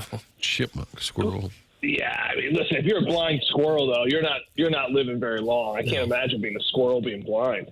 Yeah, I look at the shots on goal, and you're like 40 shots. I think they actually cut it down to 39. But the Blues had 40 shots, and this is where, I mean, you can't just look at numbers. You can't look at analytics, because while the Blues had 40 shots, I think like close to 80 attempts, you felt that it just wasn't there. You felt that the intensity, the details weren't there, the emotions weren't there. And that's crazy to think. It's crazy to think when you get 40 shots on goal that you're having an intensity issue again. But that's what I saw. And, sometimes you say things, and I always like to follow up with the coach's comments just to make sure that I'm seeing it right. It's one of my main check-ins after every road game. I'm on the bus, and I always listen to the press conference. Last night I had enough time to go down there and actually witness Jim Montgomery. I was off to the side to the left, and he did back that up. Yeah, I was on the left, so he was to the right. I guess it was Jim's right, my left, Marty, just so you're aware. I was getting frustrated with this. I was getting frustrated with this. You're a detailed guy. I just noticed you said I was to the left. It doesn't matter what side he was on. I didn't care. What did the coach say? I didn't care, but he brought it up, Doug. Okay. Oh, no. Monty's right. You remind me, sometimes I get in fights with my wife. We argue about stuff, and I'll talk like big picture stuff, and then I'll say, yeah, and then 5 minutes ago, she's like, it was actually 7 minutes ago. I'm like, what? She's like, it was 7 minutes ago. I go, it doesn't matter. It doesn't matter when it was. I'm not sure if you guys deal with that at all. But some people, they like the little details, and they kind of get me confused with the little details. Don't confuse me with the little details. It's about the big deal. The big details, Marty. I know. Anyway, I didn't bring it up. I was to his right. Okay. I guess he was to my left. Okay. He had a hat on. Take it I had away. my suit on. It was a blue. It was a blue suit, Marty, and I had my brown shoes. My what did he say? What did the coach say? Right. Yeah. Sorry. He talked about his answers were very short last night, but he talked about effort. I give Matt DeFranks. Matt does an incredible job on the Post-Dispatch. Shout out Matt DeFranks. He's on the road with us this trip. He's been idle at home a lot this year. I'm not sure why, actually, but he's with us anyway, and he does a great job asking questions. And I thought he asked great questions last night. It was questions that Jim Montgomery did not want to answer, you could tell, but he did answer, and he just didn't elaborate. And Matt DeFranks pressed him about, if it's effort intensity. It's been going on for over a month now. Like, how do you explain that? Jim Montgomery said, I can't. I don't. What are you going to do moving forward? He said, I don't know, or, something along those lines. So it was a confusing press conference for, I think, Jim Montgomery, because he's sitting there and he feels lost. And you sympathize with Jim Montgomery because I think as broadcasters, as fans, you guys do in your show, you are left feeling lost because you've talked so much and you hear players and coaches talk so much about, playing a certain way. And they clearly, have the same players they had last year in that second half for the most part, where they made such a huge run and had such an identity of forechecking and defending and D-jump in the rush and joining. The goaltending was all there. Everything was sound. And, you a couple guys in, a couple guys out from last year to this year, and it's just once again falls a little bit flat. So it's left us feeling a little bit lost, and it's you look at just the numbers, and put my opinion aside, it's kind of going through some things last night with a couple of guys on the bus, but, your top goal scorer is Jordan Kyrou. He's got 8 goals right now through 28 games. I mean, you do the quick math. He's on pace for 23 goals this year. This is a year where he just came off of 36. He's had 30-plus goal seasons for the last 3 years. So his numbers are way off. Robert Thomas, who was over a point-per-game player the last 2 years, right? I mean, he's on pace to barely get 50, and that's, 86 points a couple years ago, I think 81 last year. and he barely is going to get to 50 if he keeps at this pace. Now, he missed a few games with the upper body injury, but still, I mean, those are your top two guys. Those are your top two horses. You know, I mentioned that the Kyrou dump last night led to the first goal. It's a play that just does not get made. Seems like a subtle play. It's actually not that subtle, right? I mean, that puck, if you're changing, it has to get past that layer of defense, because what it does is it allows everyone to gap up. Everyone, you're basically setting up that next shift, and the puck doesn't get behind them. Everyone, most I think 3 out of the 5 go to change, which then all of a sudden you get on the ice, and now you have Boston that's coming right down at you, so you don't have time to get your gap. And then it leads to the first goal. You know, second goal, like I said last night, and Jim backed up. It was an uncharacteristic misread by the Blues defense, where you had 2 defensemen and a forward in the corner, and you leave their top goal scorer, Morgan Geekie, all alone in front. Just these mental gaps that continue, and it's frustrating, you know. And I look at this team, and I'll wrap with this. I look at this team where they started the year ready to go. Expectations were high, and they got punched in the gut because they couldn't keep the puck out of their net. And, you know, whether it be the goaltending or the defensive breakdowns right in front of the goaltending, you know, those first 5-10 games, it's like, whoa. I mean, started with Minnesota on the home opener. Like, you lose 5-0, you're like, whoa. And then it happened again and again. You know, Washington was another one. You're like, whoa. So I think everything shifted, right? You went from doing everything you did last year to now we just got to get back to keeping the freaking puck out of our net. So everyone's game changed. Everyone's focus changed. Let's focus back on defense. Let's focus on how do we keep this puck out of our net. And I think from there, it really has shifted away from the offense. And this is, guys, why the offensive numbers are down across the board. I mean, it's not just the forwards. You got Broberg, Parayko, and Cam Fowler, your top 3, quote-unquote, offensively producing defensemen last year. They all have 3 goals. 3 goals between 3 players, including Parayko, who's got 0, who came off a year with 16. So, you know, there's so many different offensive numbers that have fallen off, which is, of course, where we're left. And Jim Montgomery, like I said, I would use the word lost. He seems a little off last night. He will regroup. He will get this group back together, and they will have a response. But it's a feeling of loss. You know, it reminds me of Marty. Marty, you ever see that movie, The Hook? Hook with the movie Hook with Peter Pan. You know the movie Hook? Robin Williams starred, Martin. Yeah, I did not see it. Good or bad, Jackson? Hook. Good. Okay, I did not see it, but proceed. Yeah, Doug, there's a guy in the movie. Doug. You probably saw it, Doug. Over to you. I remember seeing it years ago. Where were you sitting in the theater? Were you on the left? To the left. You know. So Texter wants to know, where was the Frank seated? Doug, was his name Ronnie? I probably was at Ronnie's when I saw it. Oh, is that right? Yeah. You like to cruise Ronnie's? The original Ronnie's 8. The original Ronnie's 8. We're not talking Ronnie's 20 or the Crestwood Mall. Remember the Crestwood Mall movie theater? That was sure. That was a Friday night. I remember when Ronnie's and Crestwood had drive-in movies. I went to those. Oh, yeah. That's how old I am. Oh, yeah? Heavy petting, huh? I was with a bunch of guys. That didn't change my question. Oh. Question stands. Oh. Well, so we don't get... I remember seeing Hook. I don't remember when I saw Hook. It's been 50 years. That's not the point. You're getting me Doug. confused with the details again there, Doug. Okay. Chill. It's the movie. It's the movie Hook. It's the guy. There's an old guy in that movie. There's an old guy, and he's looking for his marbles. He's looking for his marbles. You know, his name was Toodles. You remember that guy, Toodles? No. Yeah, he's an old guy. He kind of looks like you, Doug. Oh, you and son. He would be looking around. And he's got a sack. He's got his empty sack, and he's looking for an whole movie. He's just searching under the couch and behind the cabinets, and he's like, you can't find his marbles. And anyway, it's long story short, it's about a boy from Neverland, and he can't remember where he left his marbles. And anyway, I feel like that's where we're at right now. I feel like we're all a bunch of Toodles. Oh. We've lost our marbles, and we got to find them. Well, so we don't get too depressed. Is there anything positive going on? Is anybody the movie, Hook? Not in the movie, with the Blues. Is there anybody playing well that gives you some hope for the future? Cash, you're going to hear me. I mean, we're knocking it out of the park with facts, and we're keeping it humorous and fun. No, of course, we from an on ice standpoint, Doug, it's really hard to say. You know, it is hard to say, and I'm not being doom and gloom, but you know, I just mentioned a bunch of players with numbers. Certainly, offensively, it's slid. You know, I think that there's a couple individuals I'll get to in a second, but big picture, offensive numbers are down. Defensively, they're having a rough time once again keeping pucks out of their net.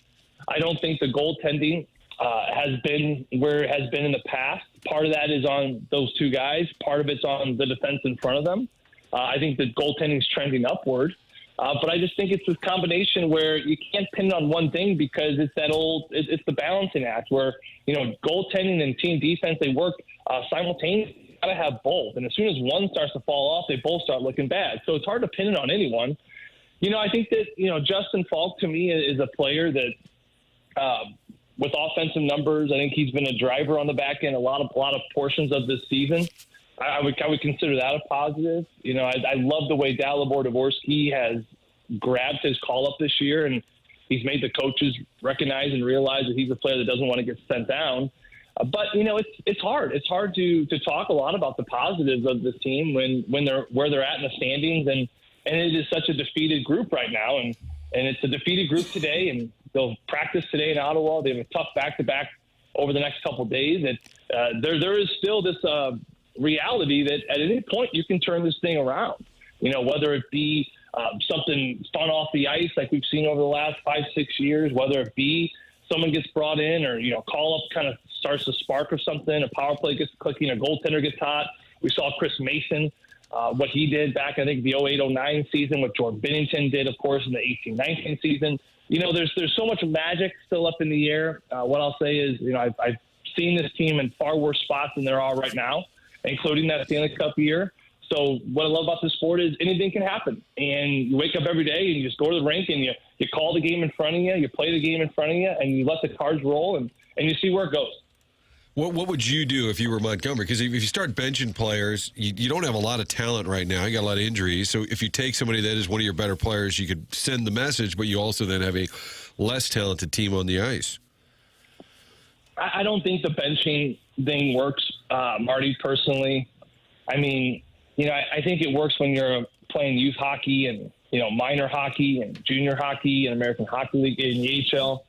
Because, listen, all those younger divisions and leagues, where are you going? You're trying to get to a higher league, and this league they're in, there's nowhere else to go, right? So there is a level of, I understand the benching at times and the healthy scratching, and you're hoping it sparks, but you can't keep doing that.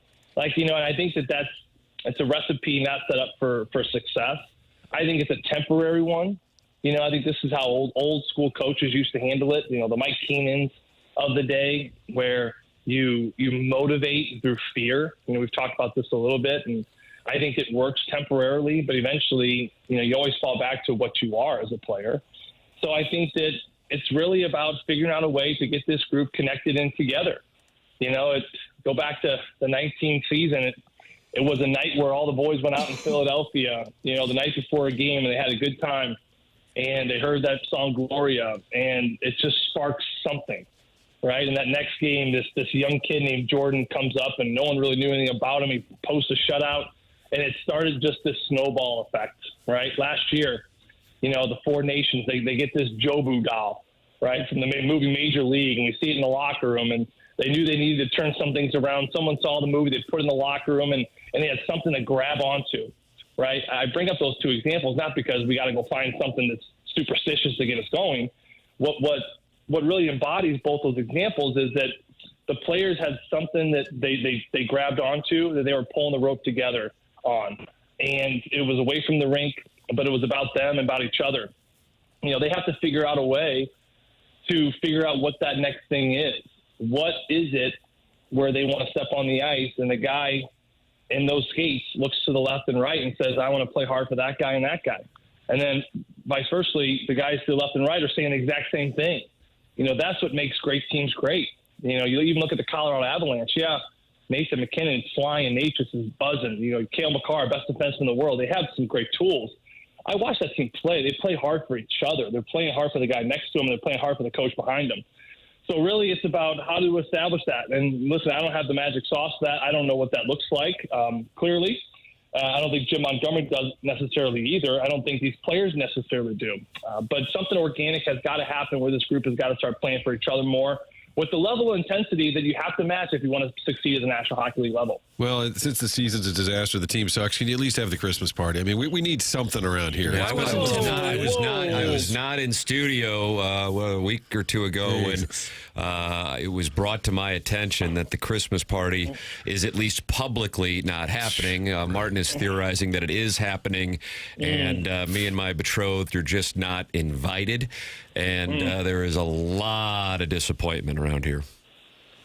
A Christmas party without your wife, Tim, would not be a Christmas party, first and foremost. You, I think you got cocked. You may not be invited, but your beautiful bride is always invited. So that's how you know for a fact. Yes. No, we are. Tim, you were not here. You were on another vacation. I don't know where you were this time. The show. I kept the show afloat. Me and Jackson Burkett kept the show afloat. Papers. Thank goodness for Jackson and me, or else this thing would have come crashing down. You'd never be able to take a break, Tim. Amen. But no, we are. Listen, it's a condensed schedule this year, and my wife and I looked at the schedule, and we said, "Woof, we got one weekend, and basically November and December off, and we're just slowing down. You know, honestly, we're slowing down. We want to spend it with our kids. We're doing the Missouri Botanical Gardens. I know. Relax. I know. I'm trying to be a good family man.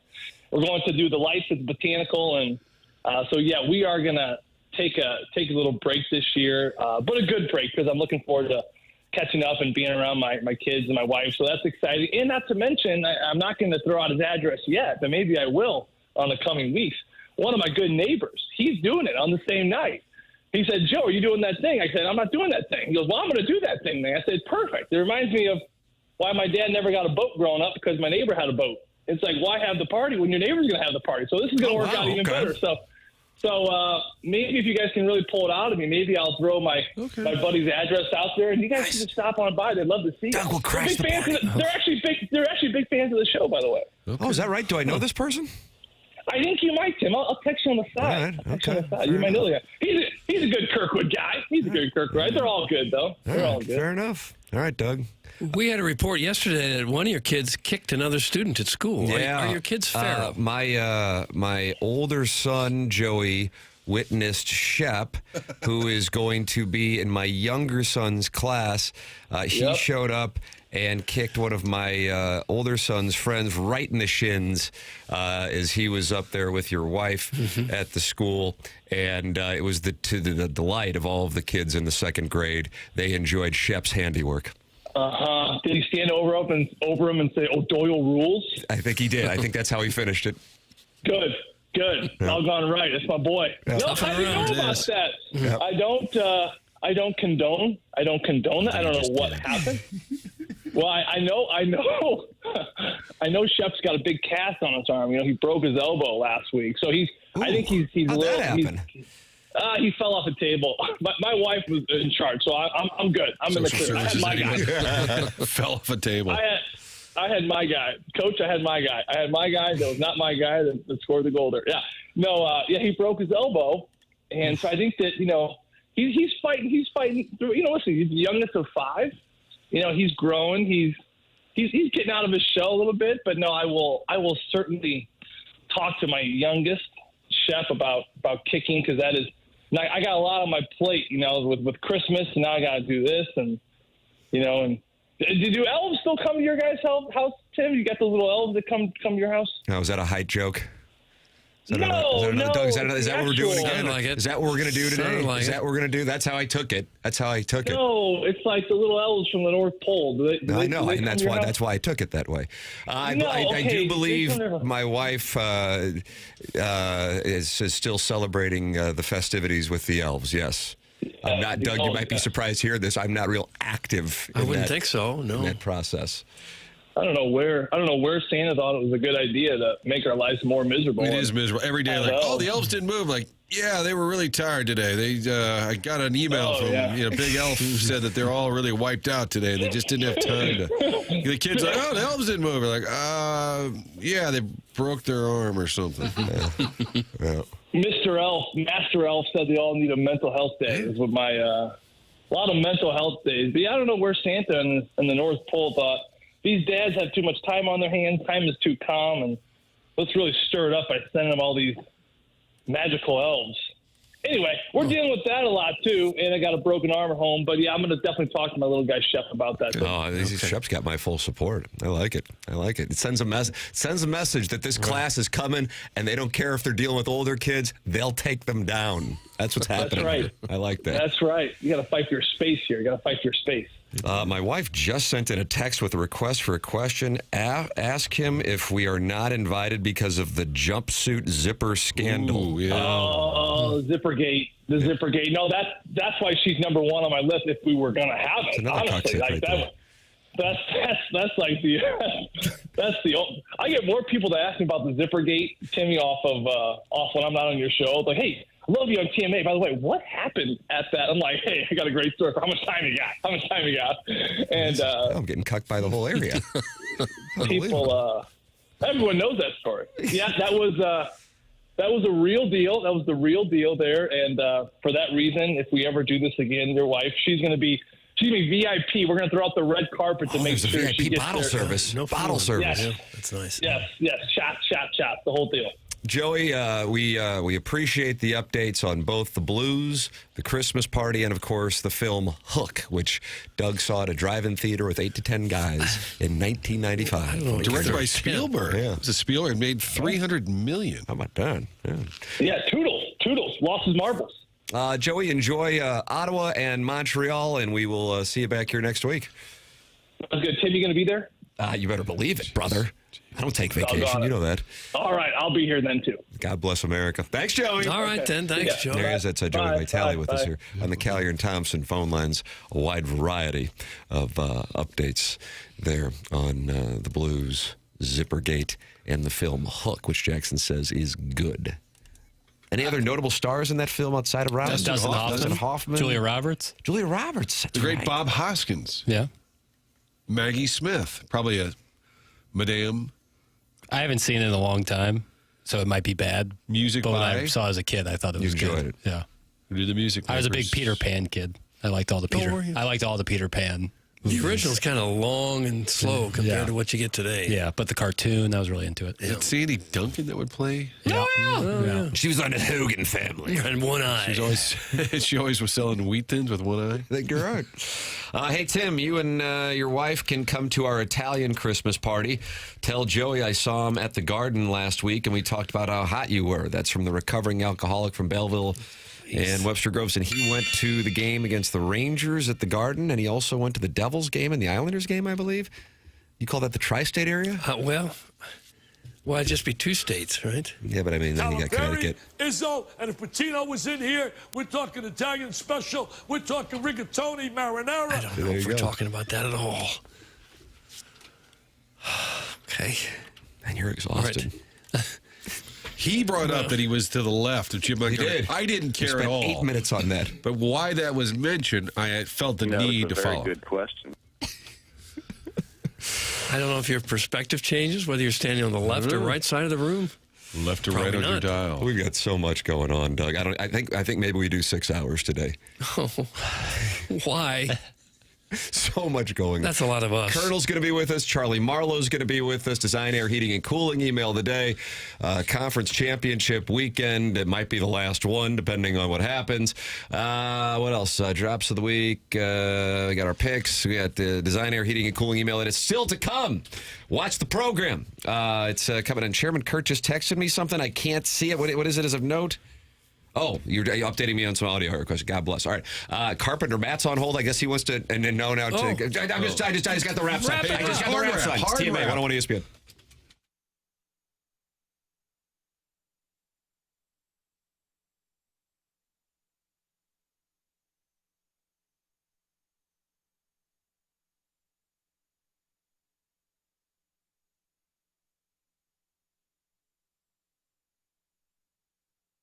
Missouri, it's happening. FanDuel Sportsbook is live and ready to roll in the Show Me State. And they're celebrating with a little something for everyone. All this week, every customer gets a no-sweat bet every day. That's right.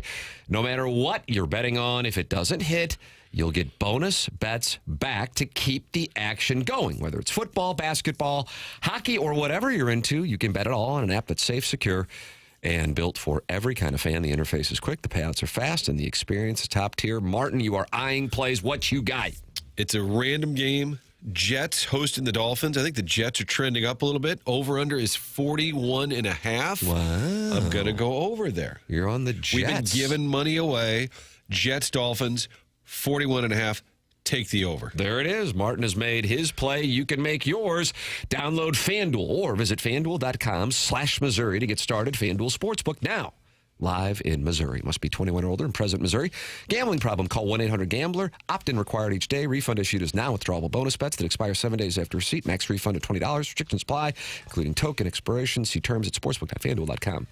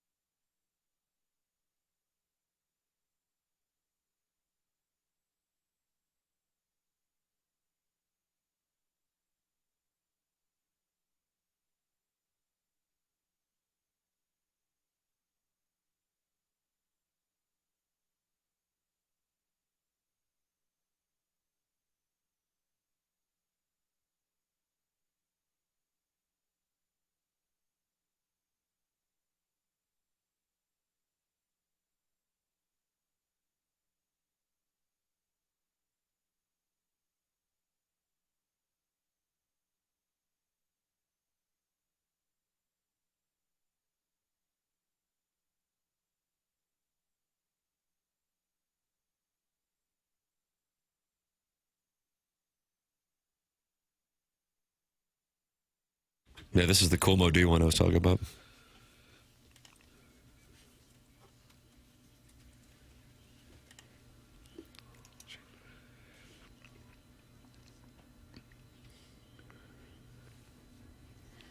What do you think, 89? I don't know the years, Tim. I feel like 90's live. I feel like 88's live, so that's why I'm going 89.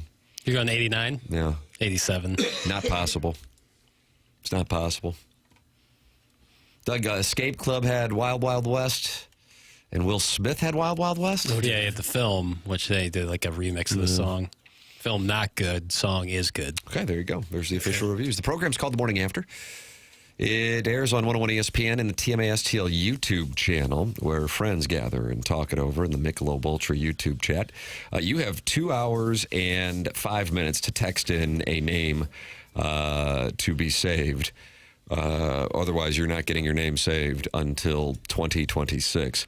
And Jackson, I see there is a recent request from the 314, but I think you might not be able to accommodate it because I think it might be an FCC violation. That was sent in at 8:55, which means it was sent in less than 60 seconds ago. The Colonel's going to be with us coming up, and then you got Charlie Marlow coming up. You've got the Design, Air, Heating, and Cooling email the day coming up. Send yours in the morning after at InsideSTL.com.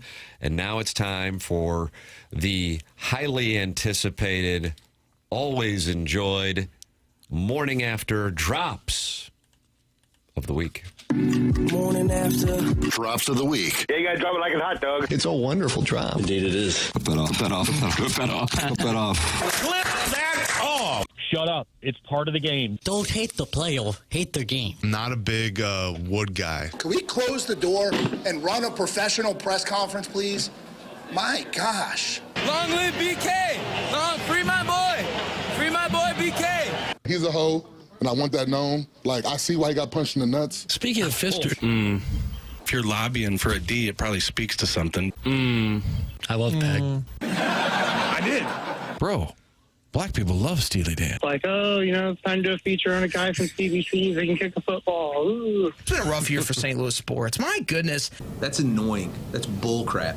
That might be the dumbest question I've been asked as long as I've been a head coach, and I've been asked a lot of questions. You ought to feel a little embarrassed to ask that question. This is a professional thing. You ought to try.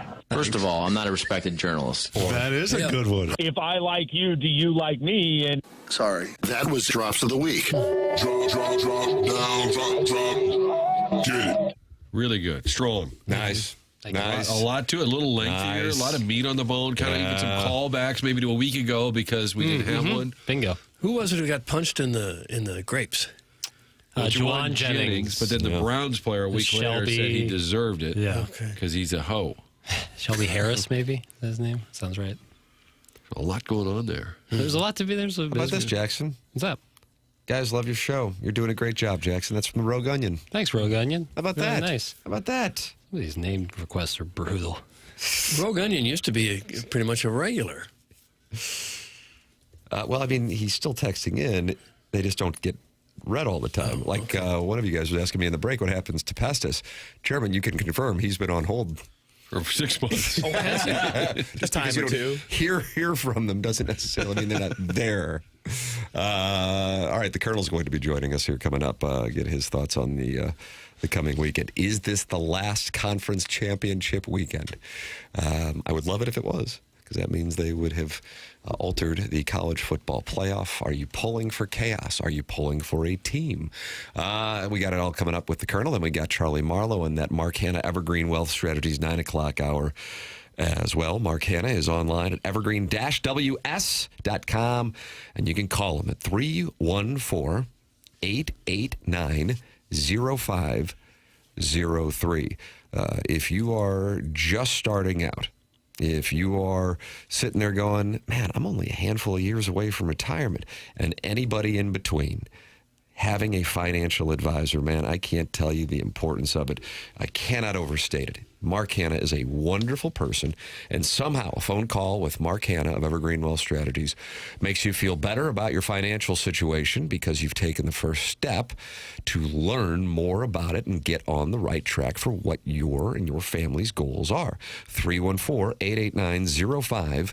314-889-0503, or go online at evergreen-ws.com. Mark Hanna, Evergreen Wealth Strategies, sponsor of the 9 o'clock hour here on the Morning After. It's 9 o'clock in St. Louis. Time check brought to you by Clarkson Jewelers, an officially licensed Rolex jeweler. Gabe DeArmond joins us next, brought to you by James Carlton of the Carlton State Farm Insurance Agency. Charlie Marlow at 9:30. This is the Morning After, presented by Brown and Crouppen on 101 ESPN and the TMA STL YouTube channel.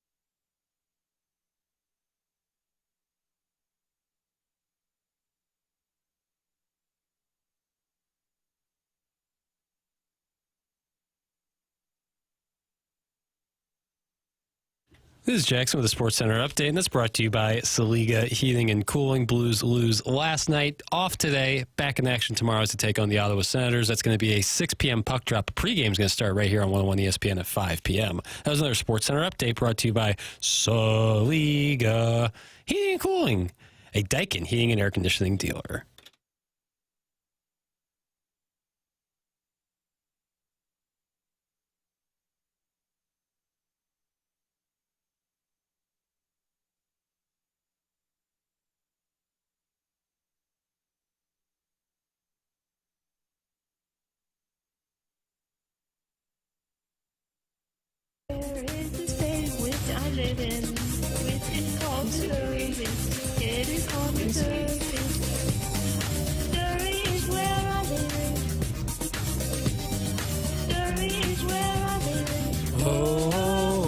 Well, they'll be playing it in Kansas City at noon on Sunday.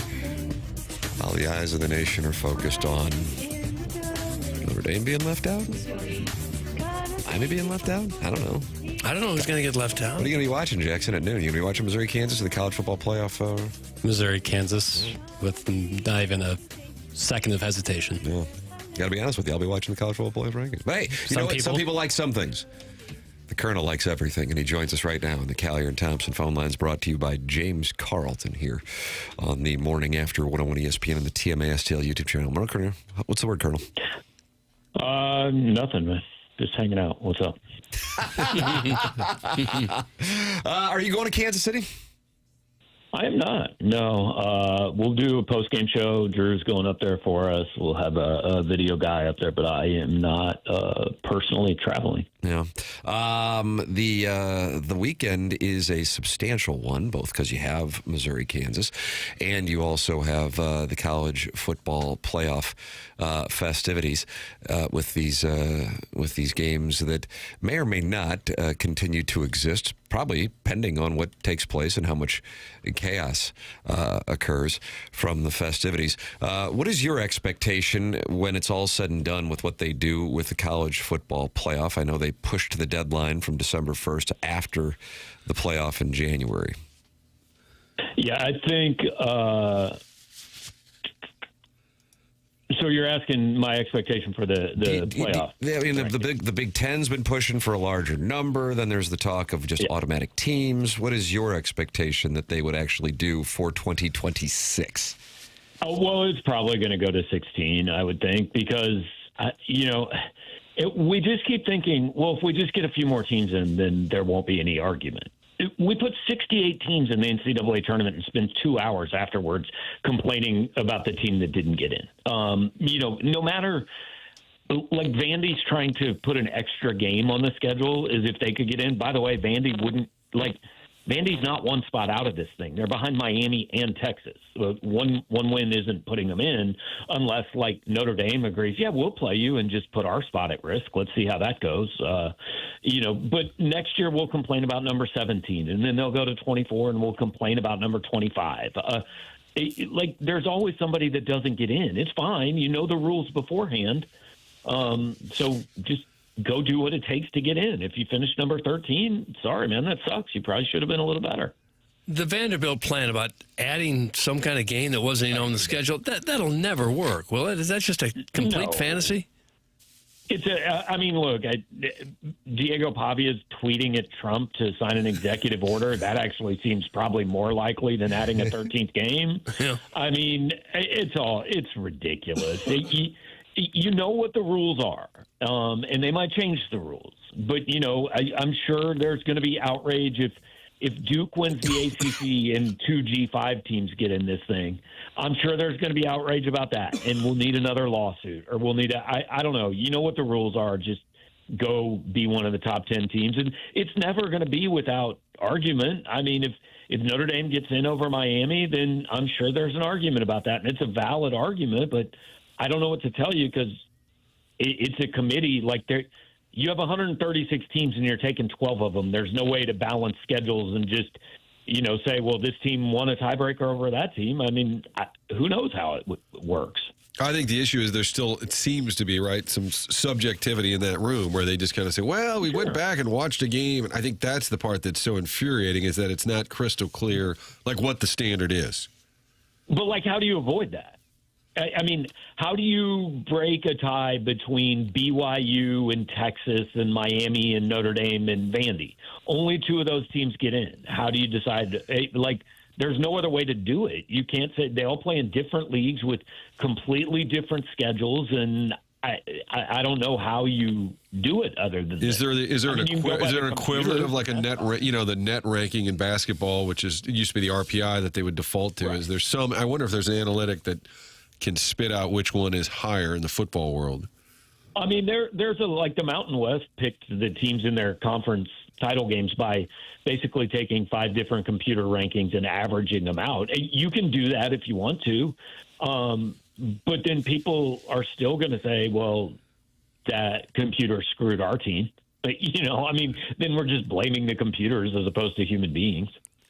For the 2 big games on Saturday, Georgia and Alabama, Indiana, Ohio State, how do you expect those 4 teams will approach that game, since all of them, with the possible exception of Alabama, are firmly in the playoff already?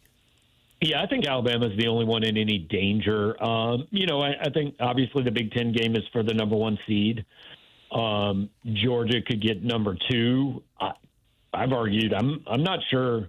Like, I don't know if you want 1 or 2 because you're not playing. I mean, the 5 seed's pretty good. You're playing probably James Madison, I would guess, in round 1.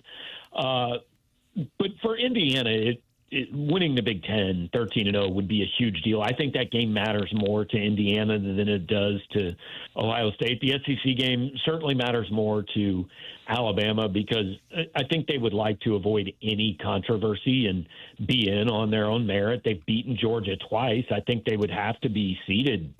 I mean, I think if Bama wins that game, you're talking about jumping up to the 4 seed. So I think it does matter, but they don't.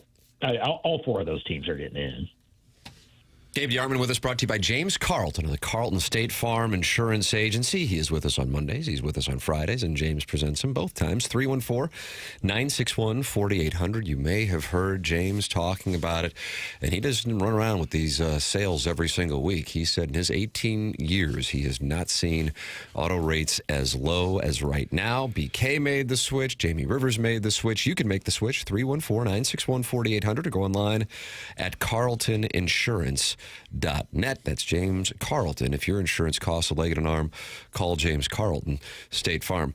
Colonel, 2 things that you've been saying for a while. Eli Drinkwitz was really in the mix for the Penn State job. I was skeptical now seeing the Penn State situation. Now I do absolutely think that he had to have been in the mix. That thing has gotten away from Pat Kraft. And you also were saying, I don't know why they haven't called Matt Campbell, and now Matt Campbell, according to Pete Thamel, is the focus after they have missed on a variety of others. Anything new to report on the situation in Happy Valley? I haven't super closely been following it the last few days, but I thought Matt Campbell should have been literally the first guy they called when they fired James Franklin. I mean, it fits. He's a Big Ten-ish guy. You're offering him the chance to jump into one of the major conferences in a spot where he'd have a shot to make a playoff. And I don't know, maybe you guys feel differently. Penn State does not deserve to get him after this search. As bad as this has been, if they end up with Matt Campbell, I'm going to be unhappy about that. Like, they deserve everything they get for hiring a terrible football coach. And I don't think, like, Matt Campbell would have been my first call at Missouri if Eli Drinkwitz left. I think that would be a phenomenal hire at the end of a search that honestly probably should get the athletic director fired. I liked him for Mizzou back in 2016. They kept Odom, obviously, after the Pinkel departure there. But I would say if you're Campbell, though, I wonder, do you want to work for that guy? As bungled as this is, I guess you can't turn down Penn State. And that's the thing. Like, it's a chance to get – now, Matt Campbell is – like, he's turned down – bigger jobs than this, but I think with the landscape the way it is, everybody just wants to be in the Big Ten or the SEC, and that's That's the pitch, right? Like, he's hit the ceiling there. I don't know how much further it can go. I mean, yes, they could have won the conference title game last year, but he has had them in playoff contention. Do you guys remember back, mid 2000s? Dan McKernan got Iowa State to 7 wins, maybe 8 one year, and they were in contention for the Big 12 North title. And in hindsight, McKernan should have left at that point, but he didn't. He stayed. It slid back down. I mean, I don't know how Matt Campbell can get much higher than he's been in Ames the last few years. I'm still wondering if Drinkwitz was ever really in contention for some of these big jobs, or was that just his agent sending that information along? What do you think about that? I mean, I guess we'll never know. I think certainly, like Tim said, if you look at Penn State now, I mean, if he wasn't in contention, he probably should have been. Florida, I maintain. I think he would have gotten the Florida job last year if Lane Kiffin didn't get it. And everything I've heard was that the AD there really liked him, but it just became a situation where, the fans aren't going to accept this if this is our hire. So he fell off that list. Auburn, I certainly think, I mean, I had somebody that covers Auburn on Friday morning text me and say, hey, is Drink signed, sealed, and delivered? Is that done? And I said, yeah. So I think, looking at what happened with Auburn when they lost John Sumrall and all that, I think he'd have had a chance if he waited that one out. LSU, I'm a little more, first of all, again, everybody knew, everybody that didn't live in Gainesville knew Lane Kiffin was going to LSU. So I think he was number 2 there doesn't really matter. And also, I think it's easy to say he's number 2 when you're pretty sure number 1 is happening. If Lane hadn't gone there, if that had fallen apart, would he have actually gotten that job offer? I'm pretty skeptical. But I think Penn State and Auburn, absolutely, he was at least in the mix. I'm not saying I know he could have gotten those jobs, but I think he'd have had a chance. Gabe, what was the takeaway recruiting day? I did appreciate Drink saying, what happened? This used to be a big deal. I mean, he was trying to hype it up, but it is so bizarre now. And these high school kids, they're excited about it, but there's really no commitment long term. But what was any takeaway? They signed 19 kids? Yeah, no, it's cool for the kids, but signing day, I used to be up at 5:30 in front of my computer. It used to be a 15, 16-hour day. I just kind of went about my normal day on Wednesday and showed up at his press conference. It's just, there is not the buzz, and it would be different. I think there would be buzz for, certain situations. If you have a Luther Burden type deal, that's going to be a big deal still at Missouri. But overall, 2 years ago, Missouri signed 22 high school kids, and 10 of them are already gone, and a couple more probably will be when the portal opens in January. That same year, they signed 17 transfers, and 15 of them played. Where would you put your energy and resources? And if you're a fan, which one do you care more about? Because one, you're not signing players out of the portal that aren't expected to contribute immediately. Missouri's recruiting class this past year, I think 4 or 5 guys burned the red shirt, and one of them wouldn't have, Matt Zollers, except they had no other choice. So, it's kind of it's become the equivalent of people who really like to follow the farm system in baseball. Cool, these guys will be up here in 2 or 3 years. Also, maybe not. Maybe they'll just be somewhere else. When a high school kid gets recruited, does he get a big check? I don't think big, depending on, if you're a 5-star, sure. But I don't think going forward, most schools are probably spending big money on the high school kids. Missouri did it, last year, and then the 4 of the 5 or 6 highest priced guys just took the check and walked out after the season. So they kind of learned that lesson. Yeah, they kind of learned that lesson. So I think really if you're Missouri, look, if you have a Luther Burden, if you have a big-time kid in the area that you can get, certainly you need to go after him. If you can get a Donovan Alubade, a kid who you are pretty confident is going to come in and play as a freshman, you do that. Other than that, I think you take developmental kids. You take 3-star kids that know going in, hey, I'm probably not seeing the field for a couple of years, and I'm okay with that.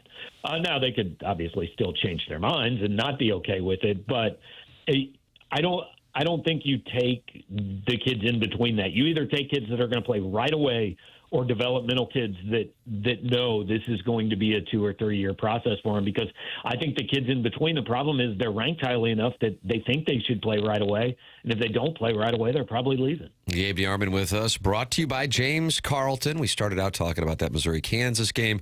Looking forward to the post-game program. What are your thoughts on this game? Kansas has got some real issues with shooting. They had a lead against UConn the other night, but lost that and lost at home.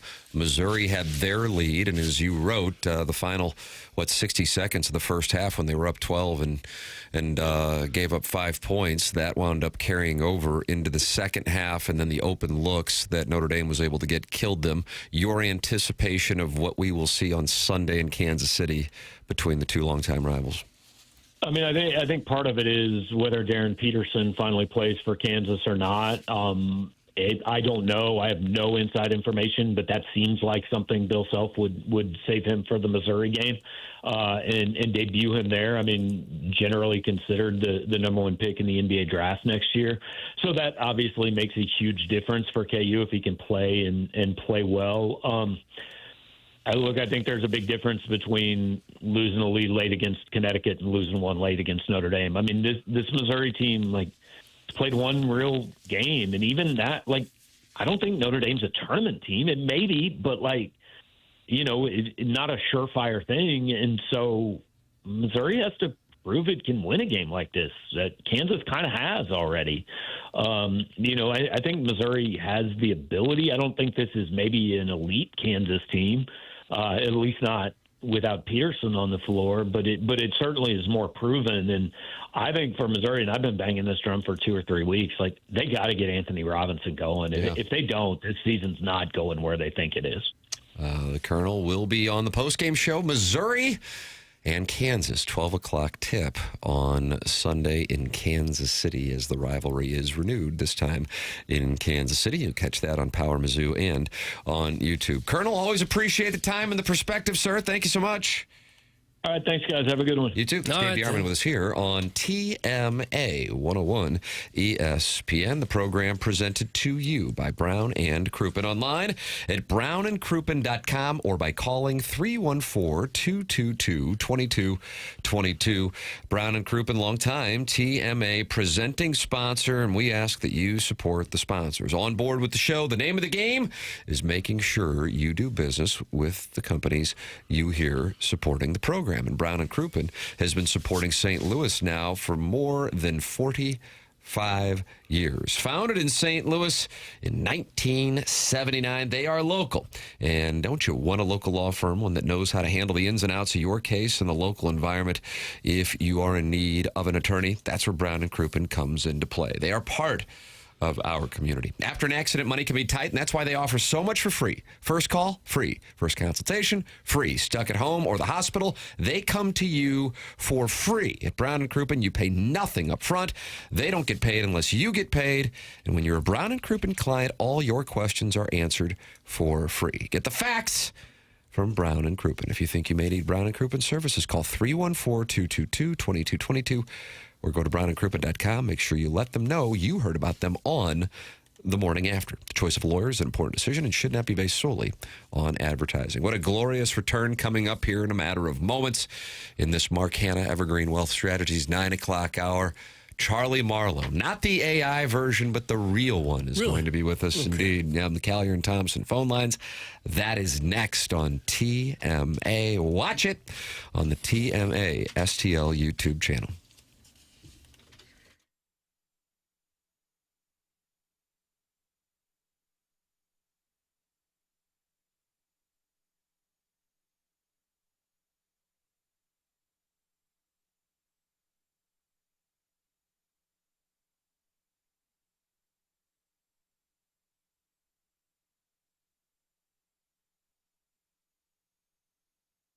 If you're out shopping this weekend, need a break, or just want to watch all the games, head to Village Bar.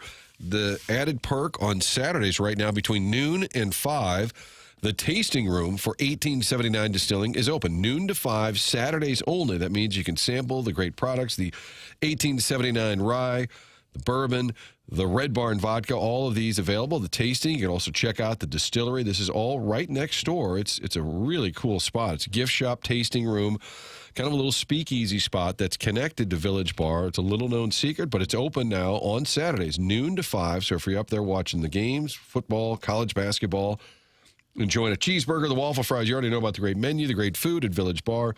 Such a great hang-up at noon to 5 tomorrow. Every Saturday here in December, check out the 1879 tasting room right next door, and you'll get to sample the product, but also get a little tour on top of it all. Pretty cool spot there. So when you're at the Village Bar on Saturday, ask about the tasting room between noon and 5. Find out more online, 1879distilling.com, St. Louis, Missouri.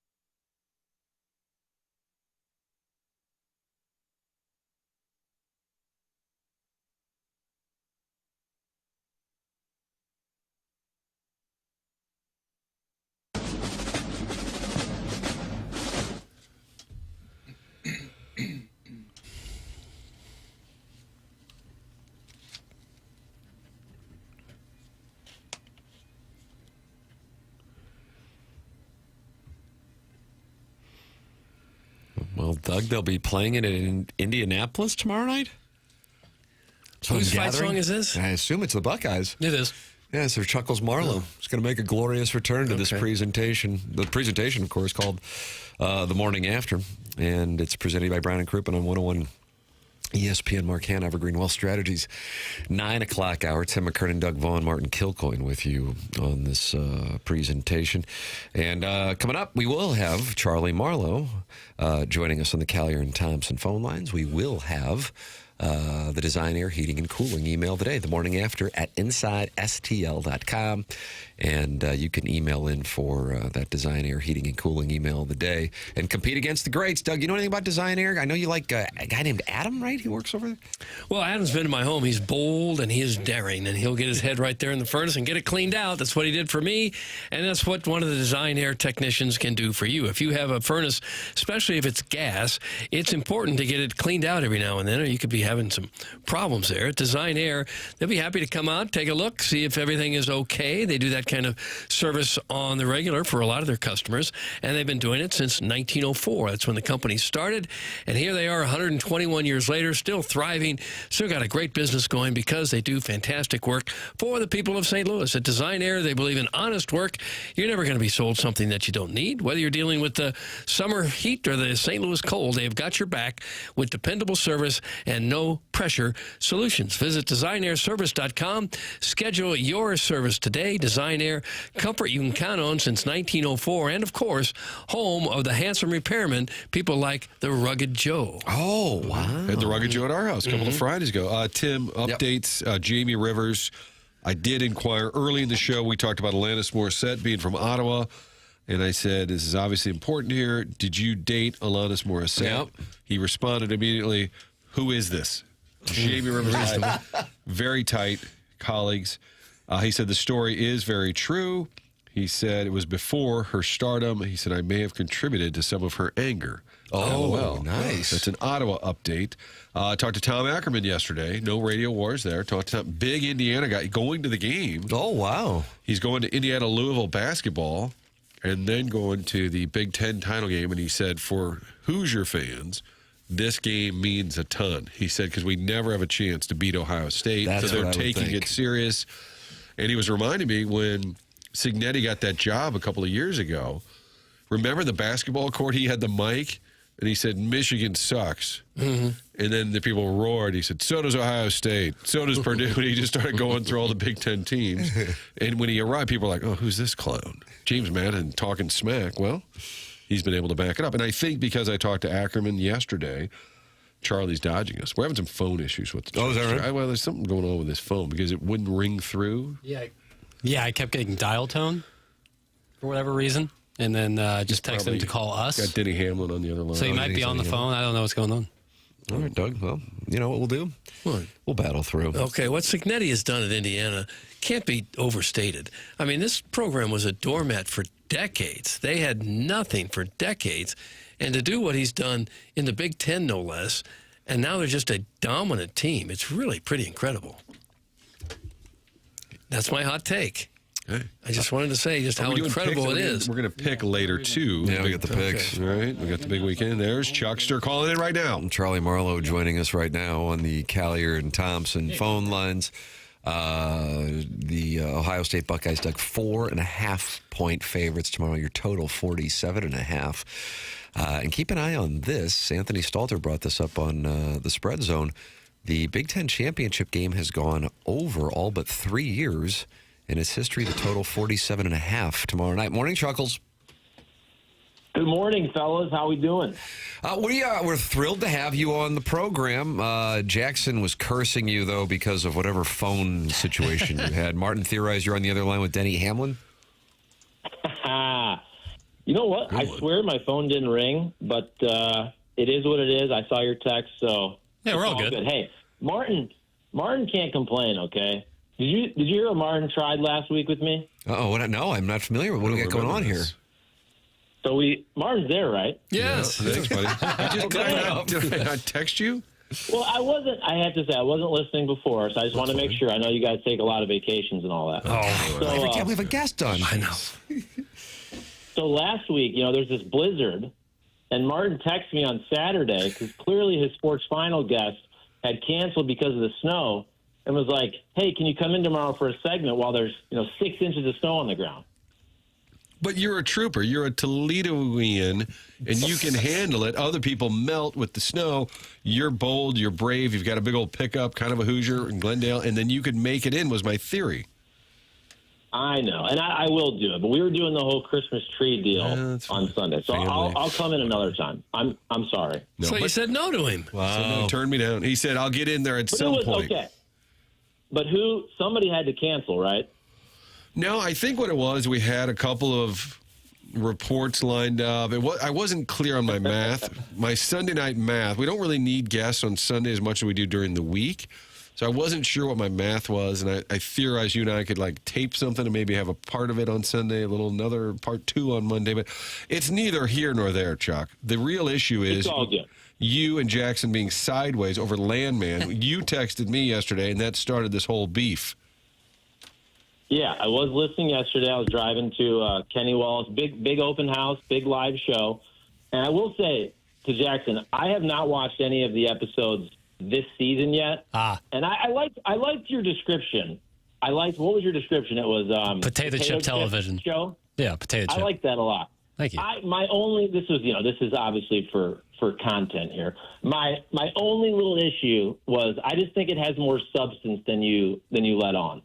No, I think it has a lot of. I think I really enjoy the show. I love 95% of it. The 5% I don't like is that the Billy Bob Thornton's daughter, her whole plot line seems like it's ripped from a late 80s sitcom and seems bad given how much substance the other storylines have.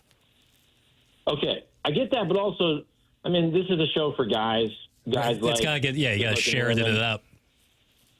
Well, I'll tell you what. Here's what I didn't like about, and I'm guessing she's still involved. Again, I haven't watched this year. But last year, well, again, you got kids. I get it. I'll binge them soon. But last year, she's playing a 17-year-old, right? Yeah. I think she was 26 or 27. I feel like we should get away from that in Hollywood. This is like, Tim, you remember growing up with Beverly Hills 90210? I think it was that Gabrielle Carteris who randomly ended up being the president of SAG-AFTRA, I think. She was like 30 playing a 16 or 17-year-old. I think we should move away from that because it feels kind of creepy a little bit. You got this girl who's like 26. She's playing a 17-year-old. They're sexualizing her. I thought that was a little odd. Yeah. I think we're in lockstep on that one there, Chuck. I think we're in lockstep on all of this stuff. There you go. We're often in lockstep. Okay, so it's all good. Yeah. Wow. It's probably hard to find 17, 18-year-old actresses who can pull it off, though. I'm sure that's why they use the older people. Good point, Doug. Okay, thank you. Cut that off, too. Texters love it. They said the pool pisser is back on the air. Somebody else wants to know about Michael Jordan being in court. Can you give us a brief, very brief NASCAR update? I'll try to make it brief. I know I don't want you guys to lose all your audience, but this is kind of funny, actually. So yesterday, Michael Jordan's walking into court. And you know how it is with the trials. Everybody gets everybody walking in. There's this really good NASCAR reporter named Bob Pockris for Fox Sports, Martin. Yeah, really good guy, nice guy, and he's very fair. There's some guys that are kind of NASCAR shills, I'll be honest with you, that basically just kind of say whatever the sanctioning body wants, especially some of the people that kind of basically work for NASCAR media. Michael Jordan walks past Bob Pockris yesterday, and he goes sarcastically, he goes, "Do you work for NASCAR?" And Bob Pockris goes, "No, Fox." And MJ kind of laughs and goes, "You sure?" And it was like a really funny way for him calling out Bob Pockris for being a NASCAR shill, which, by the way, is not true at all. But I just found it very funny because a lot of in this trial, they're going after a lot of the NASCAR people that are kind of shilling for the organization. But I think, look, this is day 5 of the trial, and I won't go too long, but I think NASCAR is in trouble. I think they've looked pretty bad, not just in this trial this week, but some of the stuff that was leaked, some of the texts and emails last week were really, really bad. But this would be the equivalent, like the Cowboys suing the NFL, right? Pretty much, yes. So here's to me, I think the most damning thing was last week. So Richard Childress, about 80 years old, he was the guy who owned Dale Earnhardt Sr.'s car. He's still an owner, Richard Childress Racing. Well, the president at the time of NASCAR, in these texts and emails, basically said he's dumb, he needs to be taken out back and flogged, and called him a stupid redneck. And so NASCAR fans for years have kind of thought that the suits, that the NASCAR execs thought of them as rednecks, and then the fact that they're calling one of the most respected owners, literally, we have the messages, calling this dude a stupid redneck who needs to be taken out back and flogged. It's a really bad look. And it kind of basically confirmed what all these old school Southern roots NASCAR fans have thought over the years, that they're trying to go to the big markets and go west, and they've kind of forgotten about the hardcore fan base. All right, Tim, that's enough. Okay, I apologize. It's my fault. Right? I mean, I tried to go quick. No, you're good. It's my fault. I brought it up. I was going to follow up, and I said, I just can't. I think we need to talk college football. I apologize. Chuckles, I'm curious. I mean, real quick, doesn't that kind of transcend NASCAR? Like when you have a trial where Michael Jordan is suing a sport, and it's their first real labor dispute, legitimate one in their history. I do think it transcends NASCAR, but we can move on. I am truly curious on the Big Ten championship from an Ohio State standpoint. If I were to give you the choice of you can win the game, but you lose a starter for the college football playoff, or you can lose the game but come out of it healthy, what choice would you make? 100% lose the game, come out of it healthy. All right. That's what I thought we were with this, but I wanted to make sure. All right, give me your reasoning. I agree with you, but I wanted to hear your reasoning. Well, I'm not saying that the conference championships don't matter at all, but they really don't matter that much. I mean, especially with Buckeye fans now, and it's always been beat Michigan, win a national championship. You know, beating Michigan usually meant you won the Big Ten. So obviously you want to win this game, but I think, and here's where I'll criticize myself and Buckeye fans, because we did go nuts over Ryan Day, and I'll admit that, but I think we were also conditioned over the years. Usually losing to Michigan, especially in that manner, was the end of your season. And it was really luck that they had just expanded the playoff to 12. So that loss should have been, if you think about it, it should have been maybe the worst Michigan loss in the history of the program, but it's a footnote because they went on to win the national championship. So, yeah, I mean, if you're a Buckeye fan, you already beat Michigan this year.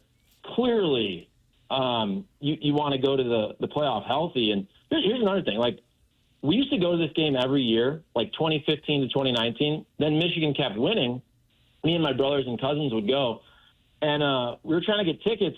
I looked before the show here. 4 tickets in a row is $765 for a Big Ten championship game that doesn't really matter because Indiana's in.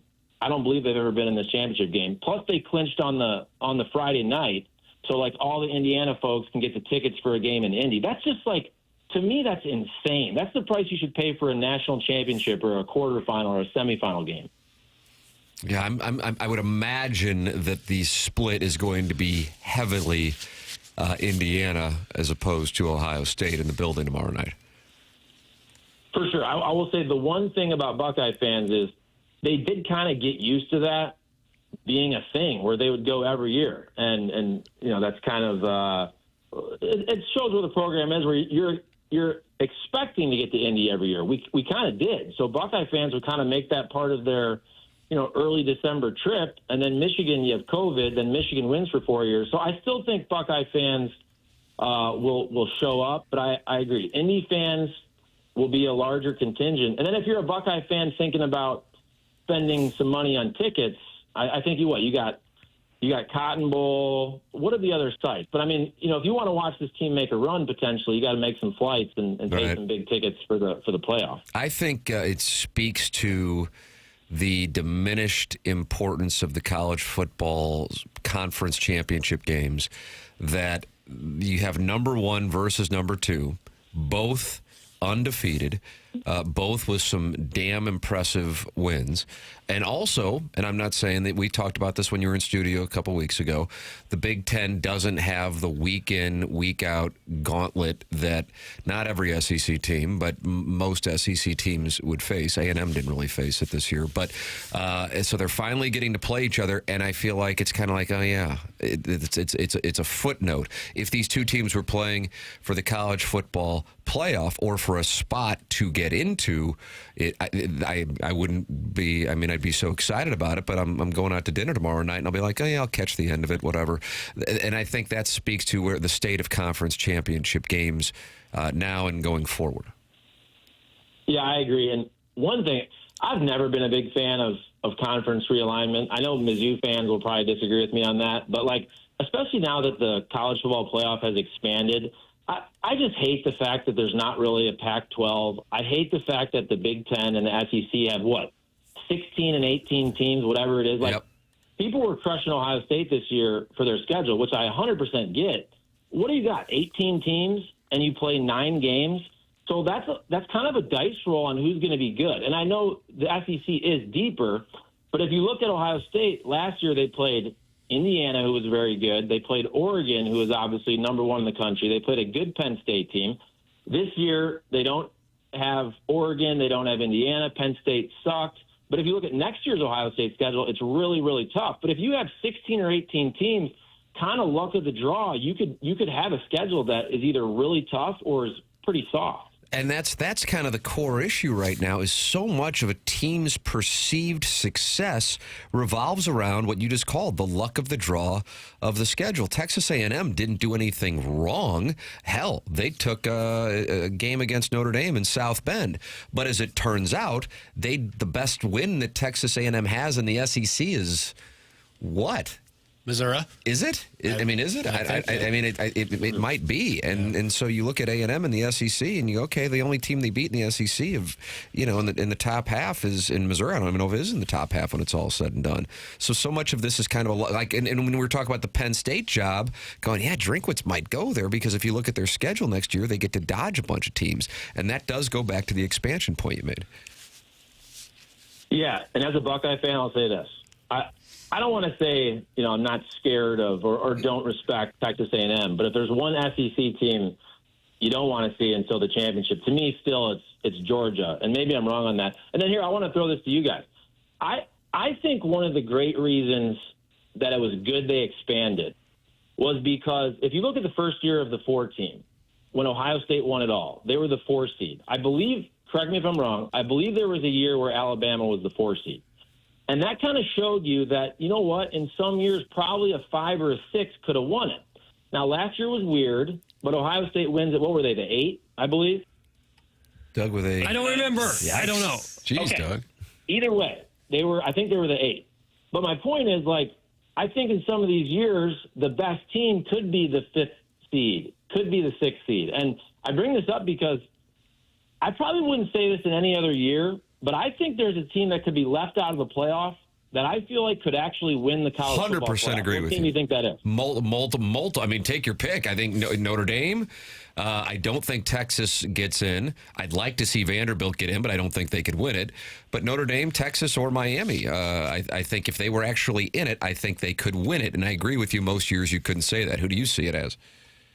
Yeah. So my answer, and you're probably right about Miami and Notre Dame. I'm thinking Texas. Yep. I know they have 3 losses.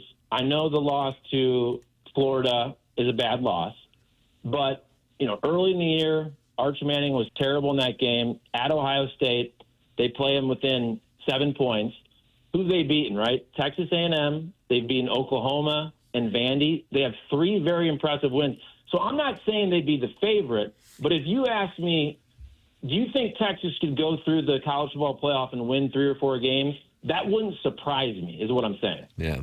And whereas, for example, and it's not just like a blue blood bias thing, I don't think Oklahoma has a chance. So Oklahoma would be considered a blue blood. I'd be shocked if Oklahoma was the national. Absolutely shocked. But I could see Notre Dame, who might not get in, winning the national championship. So, and I agree with you on the Texas thing too, because I think they are a better team than they were when they were slapping it around in Columbus and then having problems in Starkville and in Lexington, Kentucky as well. Do you believe Ohio State is in another class, or do you see them as being vulnerable in, whenever they get together around New Year's Eve or New Year's Day for their first playoff game? I really think they might be in a different class. Yeah. I really do. And I don't think that's even me being biased. Last year, I picked Michigan with the points in that game.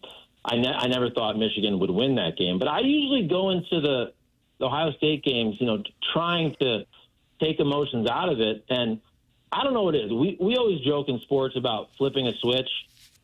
Something damn well happened with Ryan Day last year when he lost that Michigan game. I'm telling you, when they were playing Michigan some of the previous years, now some of the years Michigan was actually better. It wasn't even losing. Now last year, it wasn't just the loss. It was that you were a 3-touchdown favorite at home and you played scared. Like, I'm watching on TV, and I'm telling you, I could feel the tension through the TV. And then Ohio State goes on the run.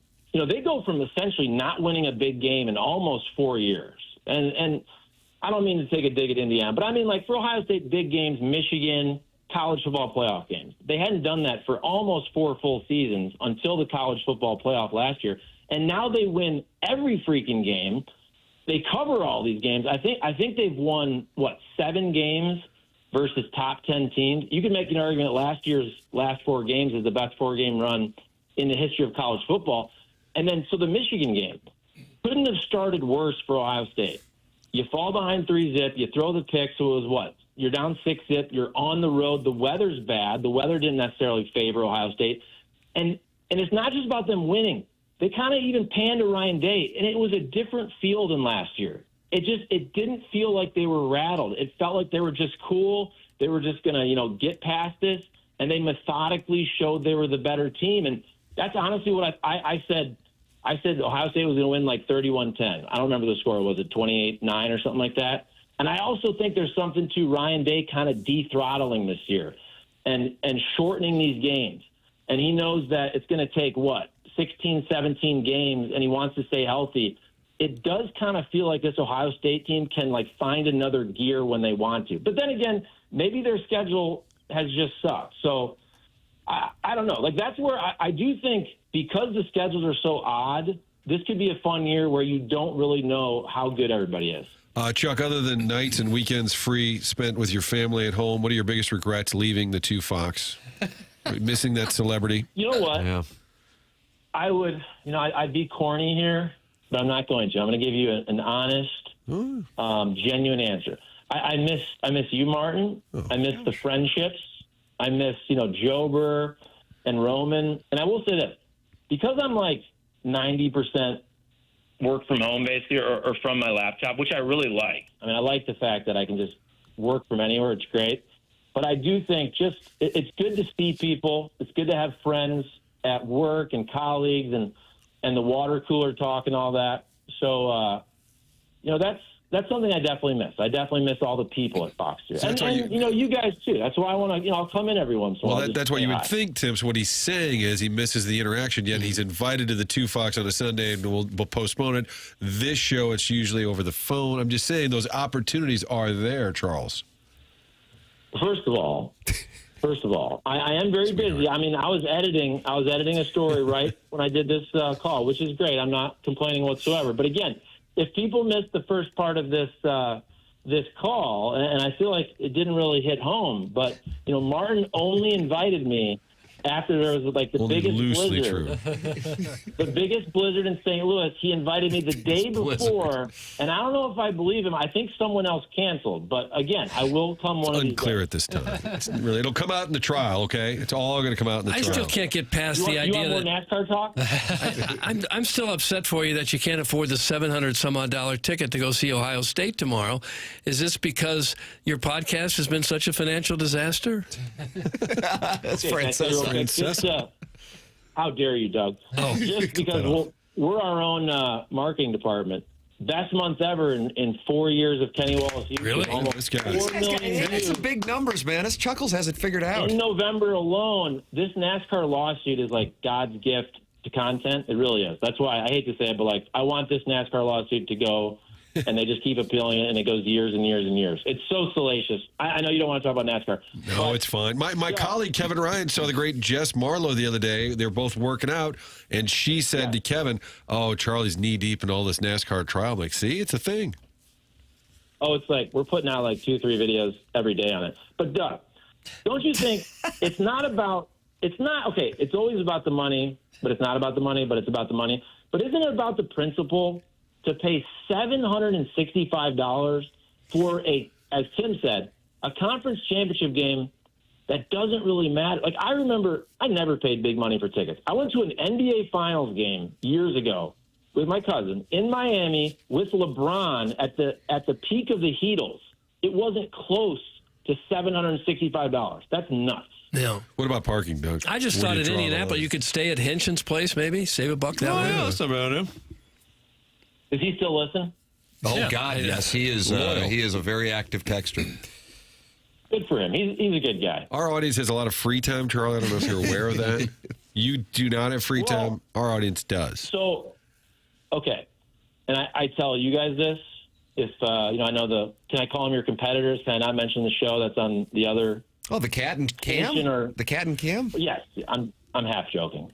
No, but here's the thing: I can't listen to podcasts and radio because I always have headphones in, listening to audio and video for my own stuff. So, like, it's not like I'm in an office job firing emails and I can listen to a podcast. I have to have my own content in my ears. So I would listen, but while I'm working, I can't. Okay. Brian Henson says, my door is always open for Charlie Marlow. So there it is, All right. Doug, the accommodations. Saving him a couple $100 have been right taken there. care of. Yeah, but I mean, does he got any tickets? Martin will love this. I always try to credential myself for the biggest Ohio State games of the year, even though I don't really even have a true media outlet, and I usually get denied. But I did try to credential myself for the Big Ten championship game after the deadline, and they weren't having it. No. When it says outlet, what do you list? Well, here's the good part. Remember, so back to that Ohio State game that I got to go to, mostly because I was an Ohio State fan. But we did ride the Ezekiel Elliott train in 2014, the local kid, so it made a lot of sense, and Ohio State winning. So I was still in the system for the college football playoff. But then I tried to do 590 at one point. I tried to do my own YouTube. Well, now the YouTube is, it's now releasing it. We have an agreement with STL Sports Central. So I feel like STL Sports Central feels more prominent than me just with a YouTube channel with my name on. I also tried Kenny Wallace last year.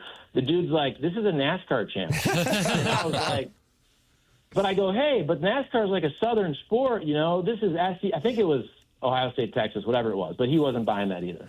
Oh, you got to try. That's why he's the white rascal. You got to try. You got to try. Chuckles, great to hear from you, brother. And I would say best of luck to Ohio State, but I guess you're probably more interested in just getting out of there healthy and then seeing who you got come New Year's Eve or New Year's Day. Yeah, I'm excited to watch. I'm really hoping my brothers don't want to go. Like, they still kind of want to go, and I don't now. So, but I may still go. We'll see. Still might head to Indiana. Doug kind of shamed him into it. Chuckles, great to hear from you, brother. Always wonderful. The audience always loves when you're on. We love when you're on. And Martin would like you to come in. So whether that be television or radio. I'll give you at least a day's notice. I will. Am I allowed to say Merry Christmas now? Or do I have to say Happy Holidays? Doug is really against say it loud Doug and has clear. a problem with it. Okay. Well, for you, Doug, Happy Holidays. For everybody else. Son of a biscuit eater. Thank you, Charlie. Season's greetings.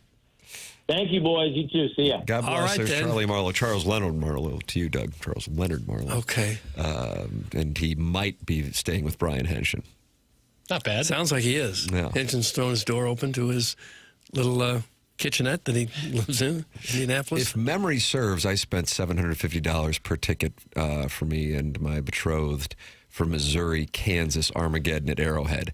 I would have paid more for that. Yeah. I know I spent more on that for Blues Bruins Game 6 Stanley Cup. But if you told me Missouri was playing even Alabama for the SEC championship game, I don't think this weekend. Not in 2025, yeah. This weekend, I'd just be like, Yeah. I'm not going to do that. I would save up for the CFP. Yeah, that's where you go. Yeah, so I was curious to get that from. But you've talked to Ackerman, who's looking at it from the Indiana side, Martin, and he's all. Because I about said it, this but I game get doesn't really matter. He said, no, for us, it does. Yeah. He said, how many times have we had a legit chance to beat Ohio State? We got to do it. So, and it might be Signetti's way of thinking as well. Yeah, sure. No, I get it. It could be sitting there as the one seed. All right, we'll take a commercial break. We have our picks coming up, and we also have the Design Air Heating and Cooling email today. It's TMA 101 ESPN.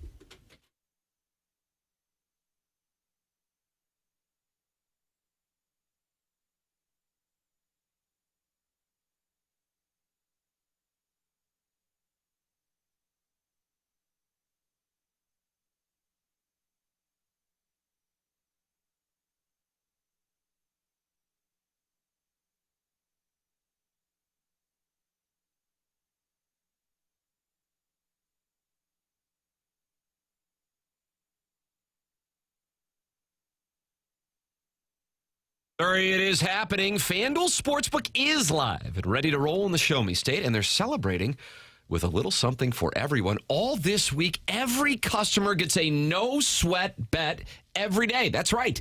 No matter what you're betting on, if it doesn't hit, you'll get bonus bets back to keep the action going, whether it's football, basketball, hockey, or whatever you're into.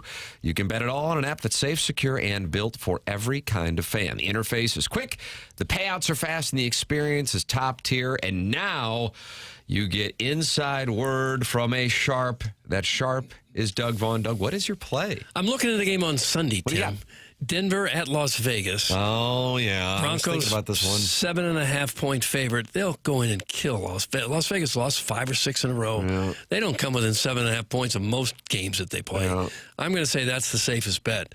Denver over Vegas by more than 7.5. I have to tell you, I do like that play. I was thinking the same thing on that one. So download FanDuel or visit FanDuel.com/Missouri to get started. FanDuel Sportsbook now live in Missouri. Must be 21 or older and present Missouri. Gambling problem? Call 1-800-GAMBLER. Opt-in required each day. Refund issued is now withdrawable bonus bets that expire 7 days after receipt. Max refund $20. Restrictions apply, including token expirations. See terms at sportsbook.fanduel.com.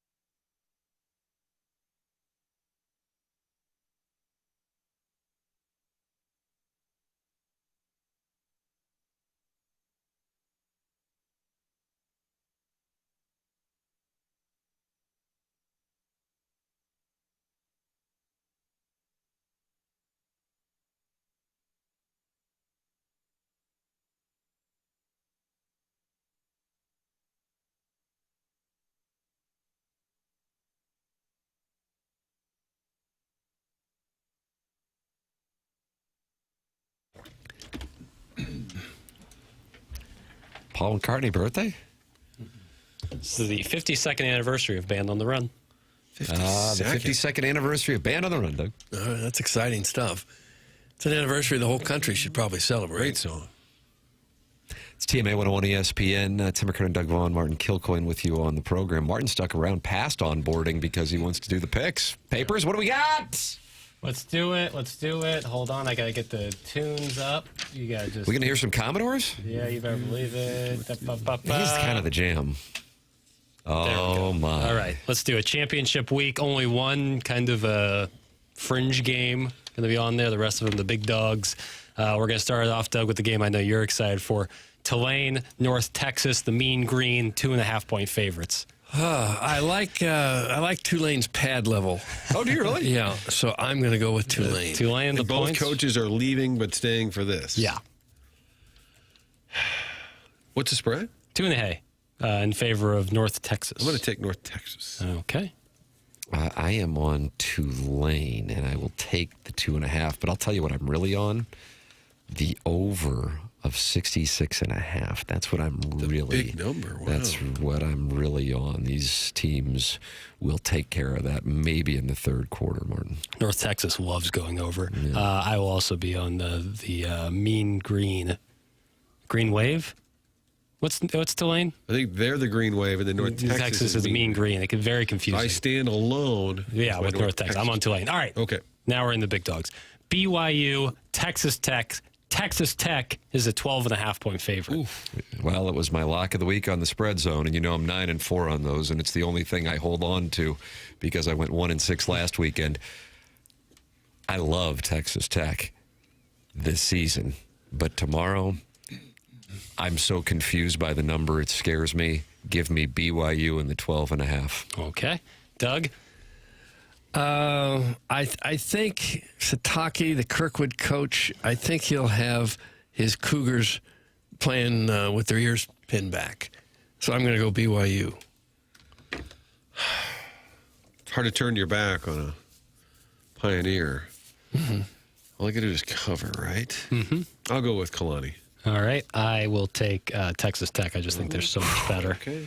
Goodness. If we had an all for one, that could have been a concern for me. Yeah, I knew that was going to be a problem. All right. Alabama, Georgia. Georgia, a 2.5-point favorite in Atlanta. I'll go with Roll Tide myself. Roll Tide, Timmy. Take those 2.5 points. Okay. Martin. Georgia. UGA for Georgia, for Martin. Douglas? I'll go with Georgia with their big, wide base. I love Alabama so much it hurts, so I'm taking... You live there? For heaven's sakes. Crimson Tide. It hurts. 2 more games. This is the chaos game. Duke, Virginia. Wahoo Wah is a 3.5-point favorite. I've seen it here because I'm looking at a wide variety of options. Mm-hmm. I've seen it go up to 4.5 actually. But with that said, this one, if you're going to be playing it, I think it's with the logic of there's no way the ACC is going to let Virginia lose this game. Just remember they can win and not cover. So this might be a good time to go biffing and money line it. Mm-hmm. With that established, I will take Virginia and lay the points. Jackson minus 3.5, please. Yep. Okay. I'll go Virginia.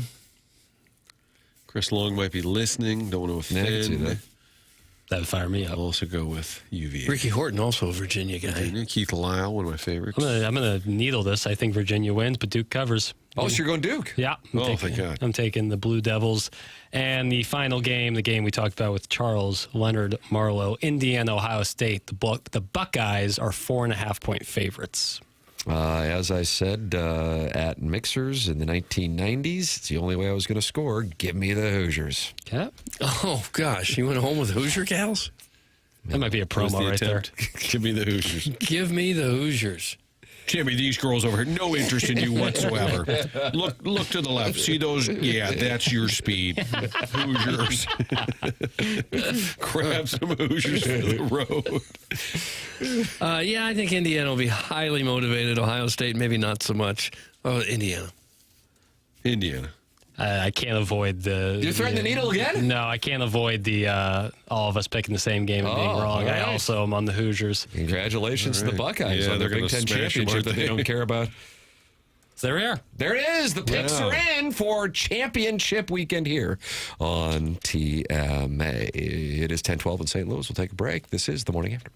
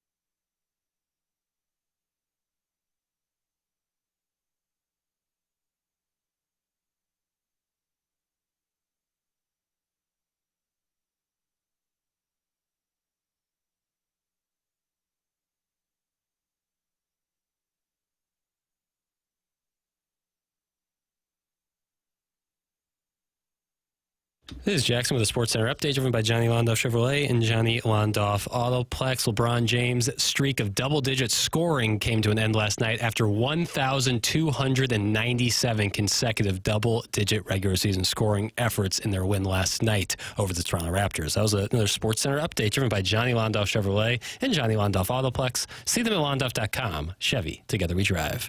Are you kidding me?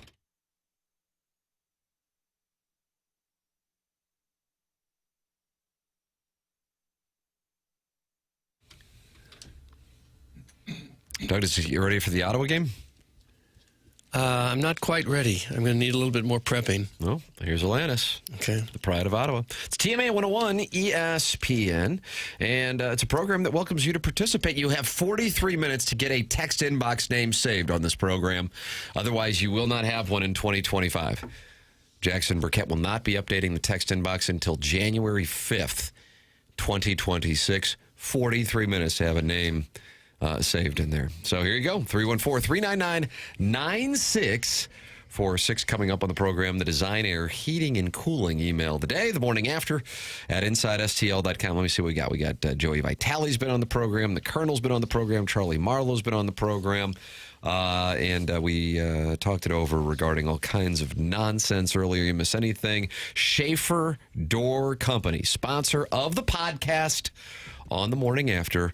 Online at schaeferdoor.com. SCHAEFER door.com. That's schaeferdoor.com. With the weather as cold as it is, this is when garage door springs break more often. If that happens to you, don't panic. Just go to schaeferdoor.com, and Jason Gossrow and his team will come out there, and they will fix it quick, fast, and in a hurry. They also have set up a number to call or text, and that number is for TMA listeners. It's 636-782-3608. That number is going to get you the quickest response time, 636-782-3608. Go to schaeferdoor.com, even if you have a commercial garage door situation. That's schaeferdoor.com. They do installation. They do repairs. Schaefer Door, a CHI overhead door dealer. The concern for Blues fans is what Jim Montgomery is talking about, and that is effort. Here is what the Blues head coach said last night after the loss in Boston. Yeah, it's an effort thing. It's a simple thing to fix. I don't have to look at the film to have a better answer for you.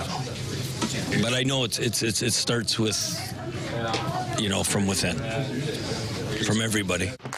Jeremy Rutherford running a column that I would recommend people enjoy on The Athletic this morning, and the focal point on what can be fixed, because this is a big issue.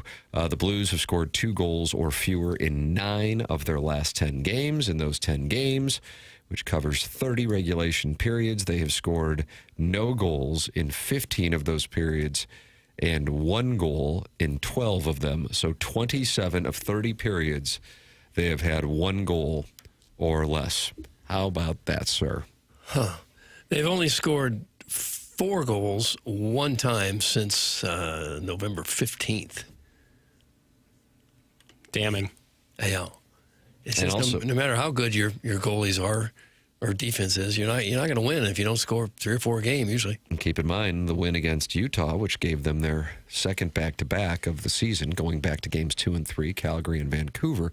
That was a 1-0 game. Also, he notes that the Blues have been facing a number of backup goaltenders and not able to capitalize on that. Of note, the NHL has their holiday trade freeze, which will go from December 20th to December 27th. So now you just have 15 days before that will kick in. So would the Blues look at making a move before then? The Athletics Trade Board last month listed 3 Blues players among the top 25 candidates to go. Braden Shen, 6. Justin Falk, 8. Jordan Kyrou at 20. They also ranked the goaltending tandems in the NHL, Doug. The Blues have Jordan Binnington and Joel Hofer. Where would you think they got ranked by the athletic staff? Well, statistically, I think they're probably near the bottom, perhaps dead last. That's where they were. Dead last. dead at last. Here's Jordan Bennington following last night's loss in Boston. I feel like at this point I've a good amount of experience and I know myself pretty well. So I would say, yeah, I do, as well as using the resources like coaches and, mentors in your life. But it's a combination of everything. But I believe, you can overthink it sometimes. And I think sometimes simplicity is key.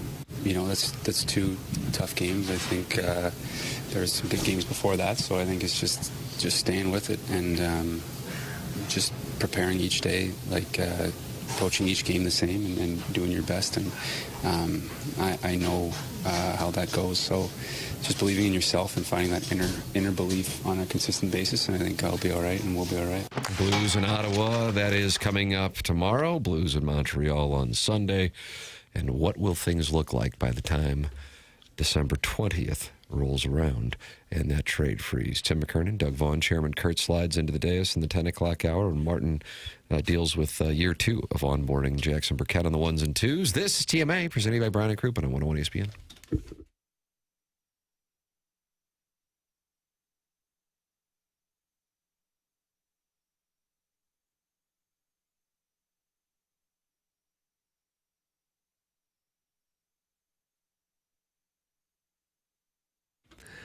TMA is brought to you by St. Louis-based Stifel, a leading wealth management and investment banking firm. Stifel is the firm where success meets success and has been since 1890. It's a historic St. Louis company founded in 1890. Same street the company is headquartered on today. Proud to have called St. Louis home for 135 years now. They partner with the Cardinals and the Blues in the Stifel Charity Classic. They also sponsor Stifel Theater, of course. Stifel is honored to support our city, our people, and their future with financial advisors in 12 offices across the region. Stifel helps clients right here in St. Louis and nationwide manage their hard-earned wealth. Stifel also provides banking, lending, and trust services, and is a full-service investment bank. Basically, when it comes to finance, Stifel has you covered. As one of the fastest-growing wealth management firms in the world, their tagline is, where success meets success, so it's no wonder they've decided to partner with a fabulously successful program like this one right here. Stifel Nicholas and Company Incorporated, member SIPC and NYSE.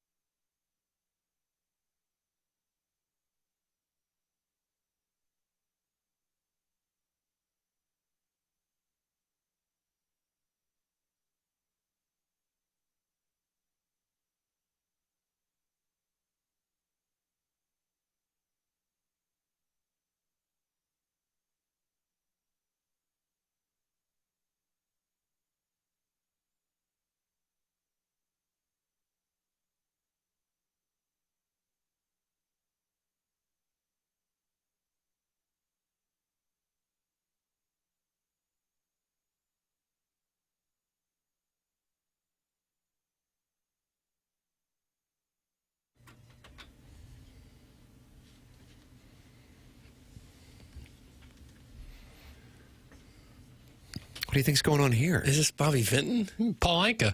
Oh, is it? Yeah, of course. Another Ottawa native. Wow. Oh, that's what It's it's all papers. about. It's TMA 101 ESPN shows presented to you by Brown and Crouppen. I think I might be looking forward to this more than any game this weekend. Lane Kiffin's going to be on College Game Day. Fascinating, right? How about that?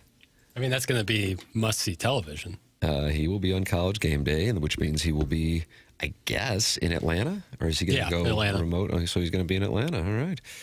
He is going to go live on Game Day. Last week, Nick Saban and Kirk Herbstreit said Ole Miss should let him coach in the college football playoff.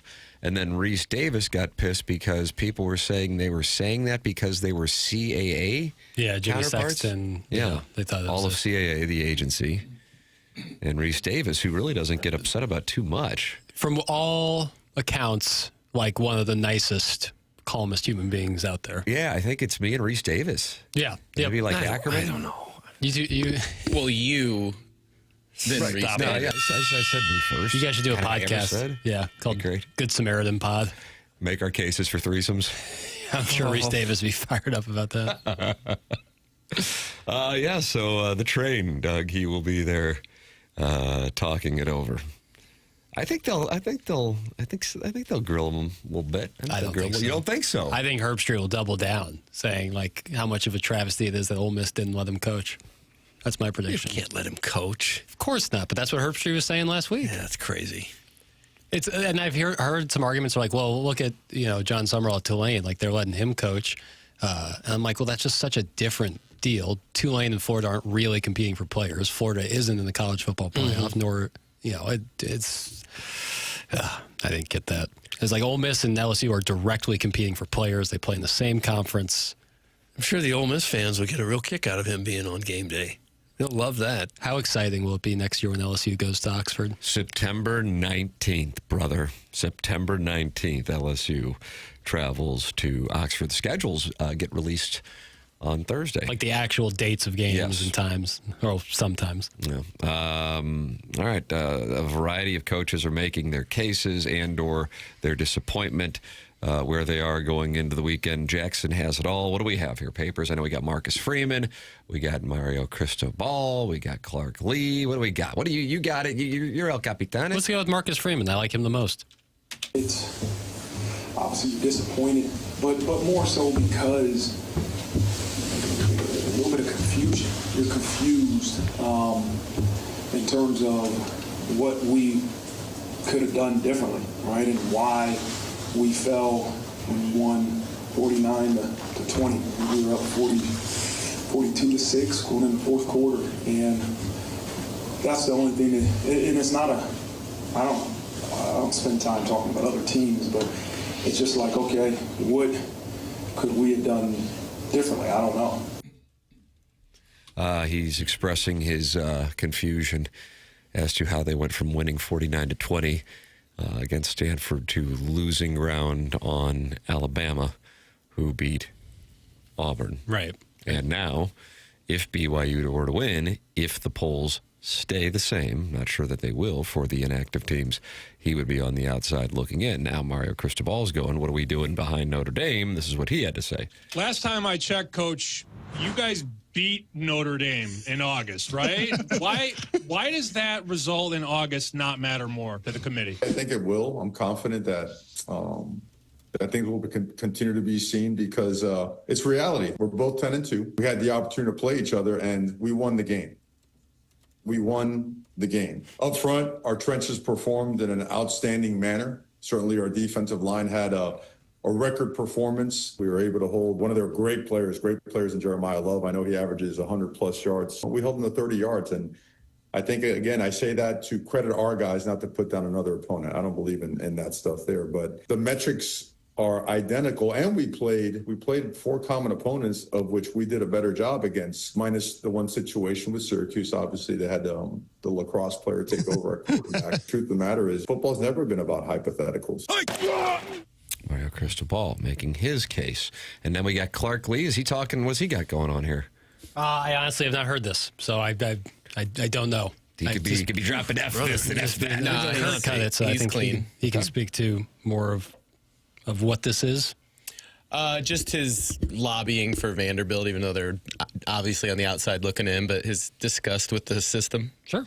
It seems like every week the goalpost moves and the process changes. Obviously, what we are living through right now is the evolution of a flawed system, and we're on the wrong side of that, and I'm frustrated by it, and I'm going to turn my attention to help change it and progress it. And 2 SEC team should be in the playoff. What game do you want to play here? It's like, how did Texas perform against Kentucky versus how we performed against Kentucky? How did Oklahoma perform against Tennessee versus how we perform against Tennessee? But if you want to discount the teams that we beat, because every time we beat them, you move them out of the top 25, then you're going to make it impossible for us to get in. So ultimately, this team deserves to be in it. This team deserves a chance to win a national championship. I will tell you, college football deserves to see Diego Pavia in this offense on the biggest stage under the brightest of lights. And it is a shame that we have a system that's going to reward automatic bids to conference champions who have no business to be in this playoff. But at the end of the day, how can you look at a 10-2 SEC team and take a 10-2 team from a group of 5 league and say that we're comparing apples to apples? There's nothing I can do about that. I'm frustrated with the committee because they had opportunities to fight for this program. And I believe that if it were blind resumes, and I also believe if we didn't have this week-to-week release of the top, the CFP top 25, if we just did it all at the end and say, hey, let's get in a room and figure this out, I think we'd have a way better chance. You know, obviously I'm really frustrated about it as I sit here this season. Now, what was that at the end? What was that? That was me. Don't worry about it. Wow, it kind of ruined the whole thing for me. I can't get past that. How's it feel? This is the undermining of Doug Vaughn. He can cut some audio himself if he wants. There you go. I do really like that last point of the college football ranking show every week probably doesn't help because as we've seen teams move up and down willy-nilly. If you just did it at the end, probably have less. But you'd still have whoever finishes 13th screaming. For mad. sure. But think about that one when they finally do decide it, how much pressure and tension would be on that show. That'd be awesome. You're welcome to give your thoughts, like Cream, who asks, when is Pavia going away forever? He could be up on stage in Manhattan next week accepting the Heisman Trophy. Email today is coming up. It's brought to you by Design Air Heating and Cooling. This is TMA.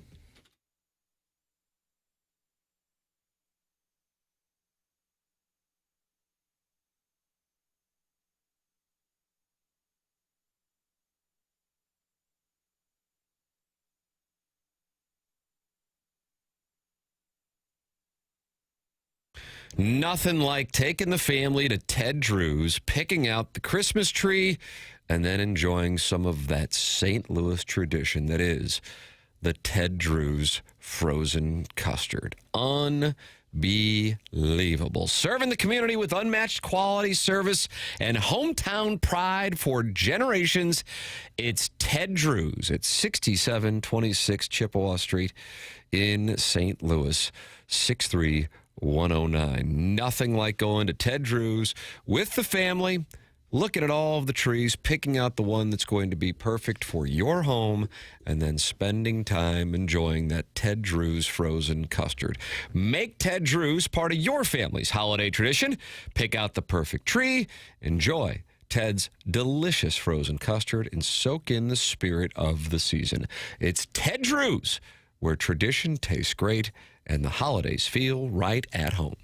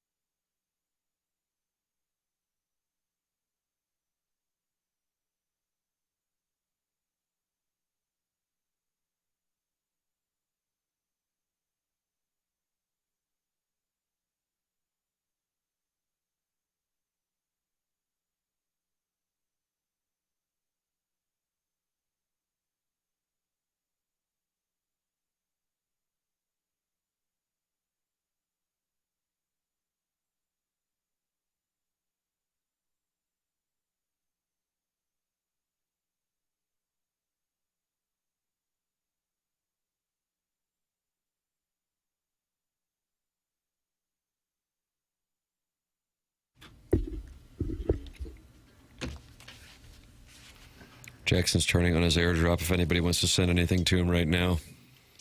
Luckily, you have to be in the close vicinity, so that it shouldn't be a problem. If there's somebody out there on Olive right now, and they can send you a naughty pic. Yeah. All right, you can. It's on. Okay. I read where that's been an issue on airplanes sometimes. Yeah, we actually read a story once about that, and Iggy Strode declined that, Kurt. Iggy Strode didn't understand airdrop. He thought people were dropping their phones out of the window of the plane. Yeah. In fairness to Iggy, he doesn't have an iPhone, so it's not something he would have been privy to. Yeah. But yes, on airplanes, if you have yours on, someone might send you an, unruly picture that you didn't want. Isn't that just unbelievable technology, though? It is really cool. Without plugging anything in, you can send an entire video to somebody just out of thin air. Yeah. You're amazed by it. I am amazed by it. Who thinks of stuff like that? Tim Cook at Apple. Darnell Coles. Bill airdrop. I guess. Robert D. airdrop. I'm sending Jackson the David Freese Pat Maroon interview that will make its debut after 5 years and 6 months on Monday. Exciting. It's exciting. A lot of build-up. Yeah. But I think it'll be worth it. Jackson, I think people will enjoy it. Been around long enough. So that is coming out on Monday, and that'll be in the Tim McKernan Show feed podcast for a podcast that Pat and I did where we interviewed Freeze, John Hamm, and Lance Berkman. Never released any of the episodes, and then he made the mistake to go win 2 more Stanley Cups afterwards. What's his problem? Yeah, I don't know what he was thinking there. Thank you for saying it. So we got that coming your way. Now we got the Design Air Heating and Cooling email of the day coming up. It's TMA 101 ESPN.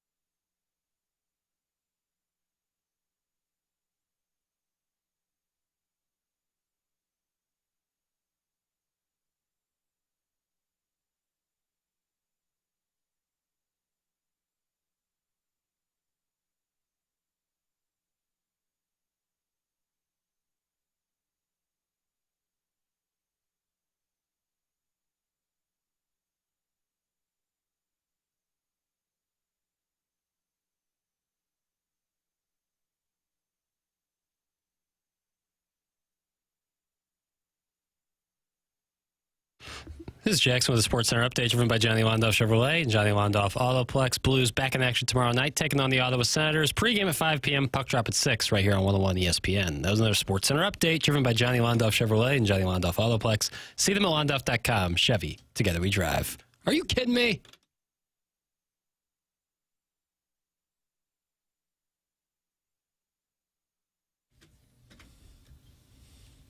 Oh, Doug, here we go. Hello again, everybody. Hey, can you tell me about the Collier & Thompson Phone? Oh, yeah, that'd be a good place to go this weekend. Check out things at Collier & Thompson's showroom. It's right there on Manchester and Baldwin next to Uncle Bill's Pancake House. They got more than 10,000 square feet, more than 20 kitchen displays. You'll get some great ideas what you can do with your home. Maybe you're tired of the same old kitchen, don't have the money right now for an entirely new, entire kitchen remodel, but you can give Collier & Thompson a look. See, they do a lot of partial kitchen remodels, and it's doing more and more of that every year. Maybe you just need a new island or a new appliance or two. They sell high-quality appliance, top-of-the-line stuff from Bosch, Thermador, Wolf, Sub-Zero, and more. This is a company that's been in business since the 1950s. You can trust them to be in your home. Their workers are insured. They've got that AAA rating with the Better Business Bureau. Sometimes it's hard to know who you can trust to be in your home, who's going to be there to back up the work. Collier & Thompson stands behind every job that they do, and during the process, they are always available there for you in case you need to make any changes or improvements. So check out their website. Look at some of those before and after pictures they've done. They just do absolutely beautiful work. They worked on some of the finest houses in St. Louis, and they love a chance to work on yours as well. It's Collier & Thompson. Come home to quality online at collierandthompson.com. Time for the Design Air Heating and Cooling email of the day. Hot take. What's up with raisins? I mean, really, who likes them? I do.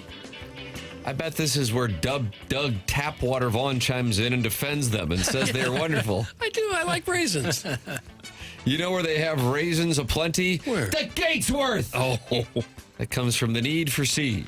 The need for seed. You just got owned. You guys don't like raisins? Not really. Why? I mean, I just don't have them. I'm not anti so much as I just don't really have an opinion, real passionate. No, I don't eat them a lot, but a raisin in a cookie or something is good. A raisin in the cookie? Yeah, sure. Oh, and in a cookie. Yeah, okay, I thought you said and. That was like a it's weird a treat. delightful little snack. Paper's not knowing much about Jagged Little Pill. What? The 795th greatest album of the 90s? Wake up, Jackie. Put on the headphones. Take a pill. Alanis is a real treasure in Canada and one Deadpool's finest conquest. The weekend approaches with great anticipation for cold weather, cuddle time with my betrothed, and a heating bill that challenges the concept of democracy and free markets. Looking forward to payday. Doug, that's from Bro Fallon. Okay, Bro Fallon. TMA all day, brother. Yeah, here we go. Settle in. Picture this, will you? A sleepy night in Canton, Illinois. The kind of town where the most exciting sound is a screen door slapping shut and a Ford Ranger idling at the boarded-up Dairy Queen. Yet, according to lore, on these very nights, the Deaver Brothers barn transformed into a Molly's Game-style den of action with tens of thousands of dollars mysteriously in play, even though the town's economy could be stored on a Casey's gift card stashed away in a Folgers can. Tables were packed with Canton's elite and not so elite local drug dealers, Burger King fry station artisans, Tractor Supply janitors, ranch hands, and public school prom queens from various decades who drifted in like they missed their cue. But these were the elite. And then came book buyback day at the local 4-H vocational school. On this day, minimum wage high schoolers supposedly bellied up to the felt with bankrolls big enough to destabilize the region. The floor was a carpet of Sour Patch Kids, Yogis, Texas-sized cinnamon rolls, and rivers of Code Red. Oh. Ridiculous or not, it was vintage Plowsy mythology. Hashtag Viva the Plowboy. Doug, that comes from Marv, and there's a period after his name. Marv with a period after his name. Well, Doug, the Blues lost again, and we're now 28 games in, and they have both the fewest wins and worst goal differential in the entire NHL. And if that's not bad enough, head coach Jim Montgomery admitted he bailed on Pulp Fiction halfway through, which means he never got to enjoy the GIMP scene. It's true. Wouldn't it be great if the players and coaches all watched Pulp Fiction together tonight in Ottawa, and it turned the season around, and they started playing the Bring Out the GIMP clip on the Jumbotron at the Enterprise Center? Side note, did you Plops interviewed the GIMP IRL back in 2016? Got to write better than that. Got to write better than that. Check your work. Look at it before you hit send.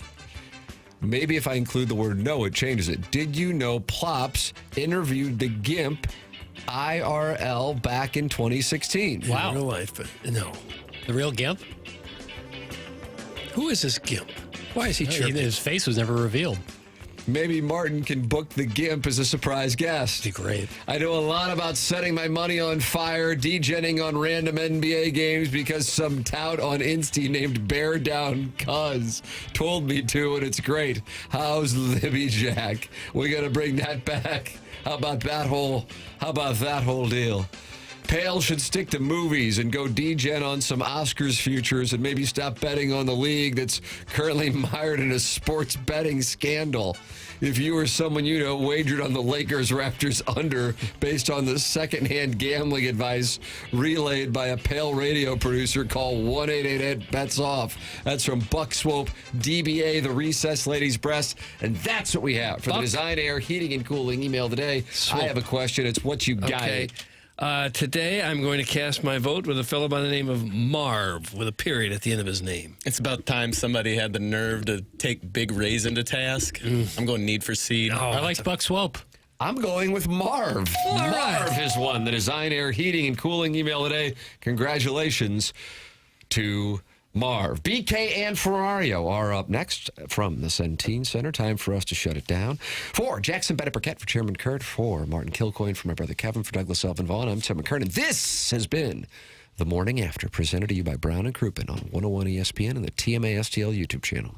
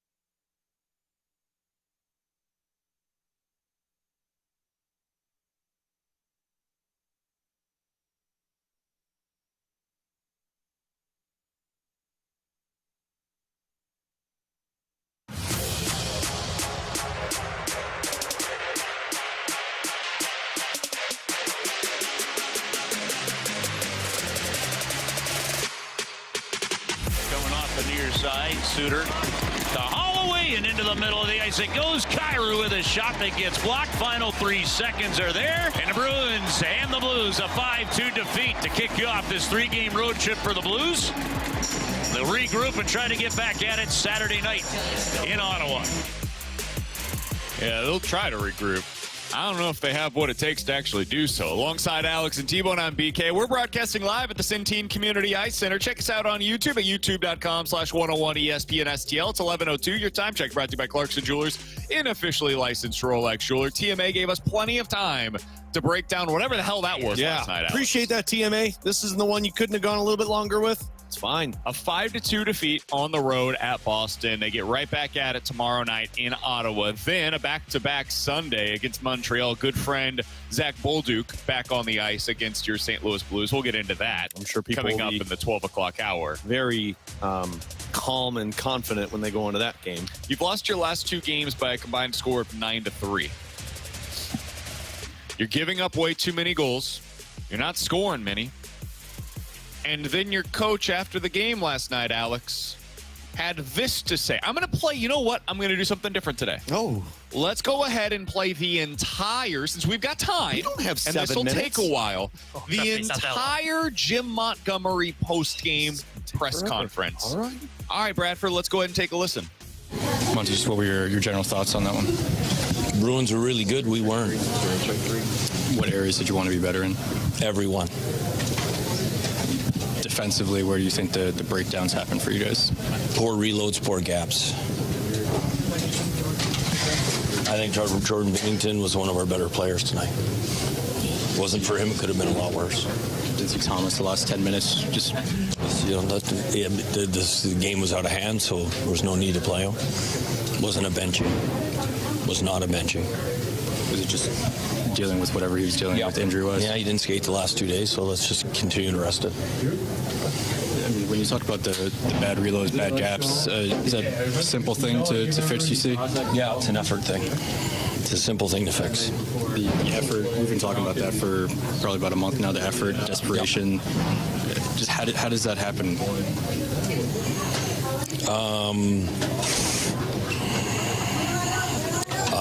It's a good, I don't have to look at the film to have a better answer for you. But I know it starts with, from within, from everybody. Are you surprised it's taken this long to still be wanting more in that department?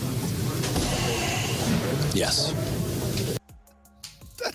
That's the one that got me, man. You can't see it because, of course, it was on the television side, but he asked that question, and Jim Montgomery did one of these. He did one of these where your kid breaks something and you... Oh, the dead eye stare. Big sigh. Yes. He didn't know what he wanted to say or how much he wanted to divulge, because that's like, you've had those, whether it's with your kids or you're having a conversation with your wife where like, all right, how much do I say here? I'm just going to answer the question that was asked and walk away. and that's going to be it. Few words as possible. By the way, just housekeeping real quick. Hey, Bradford, I think we're currently playing on the TMA YouTube page.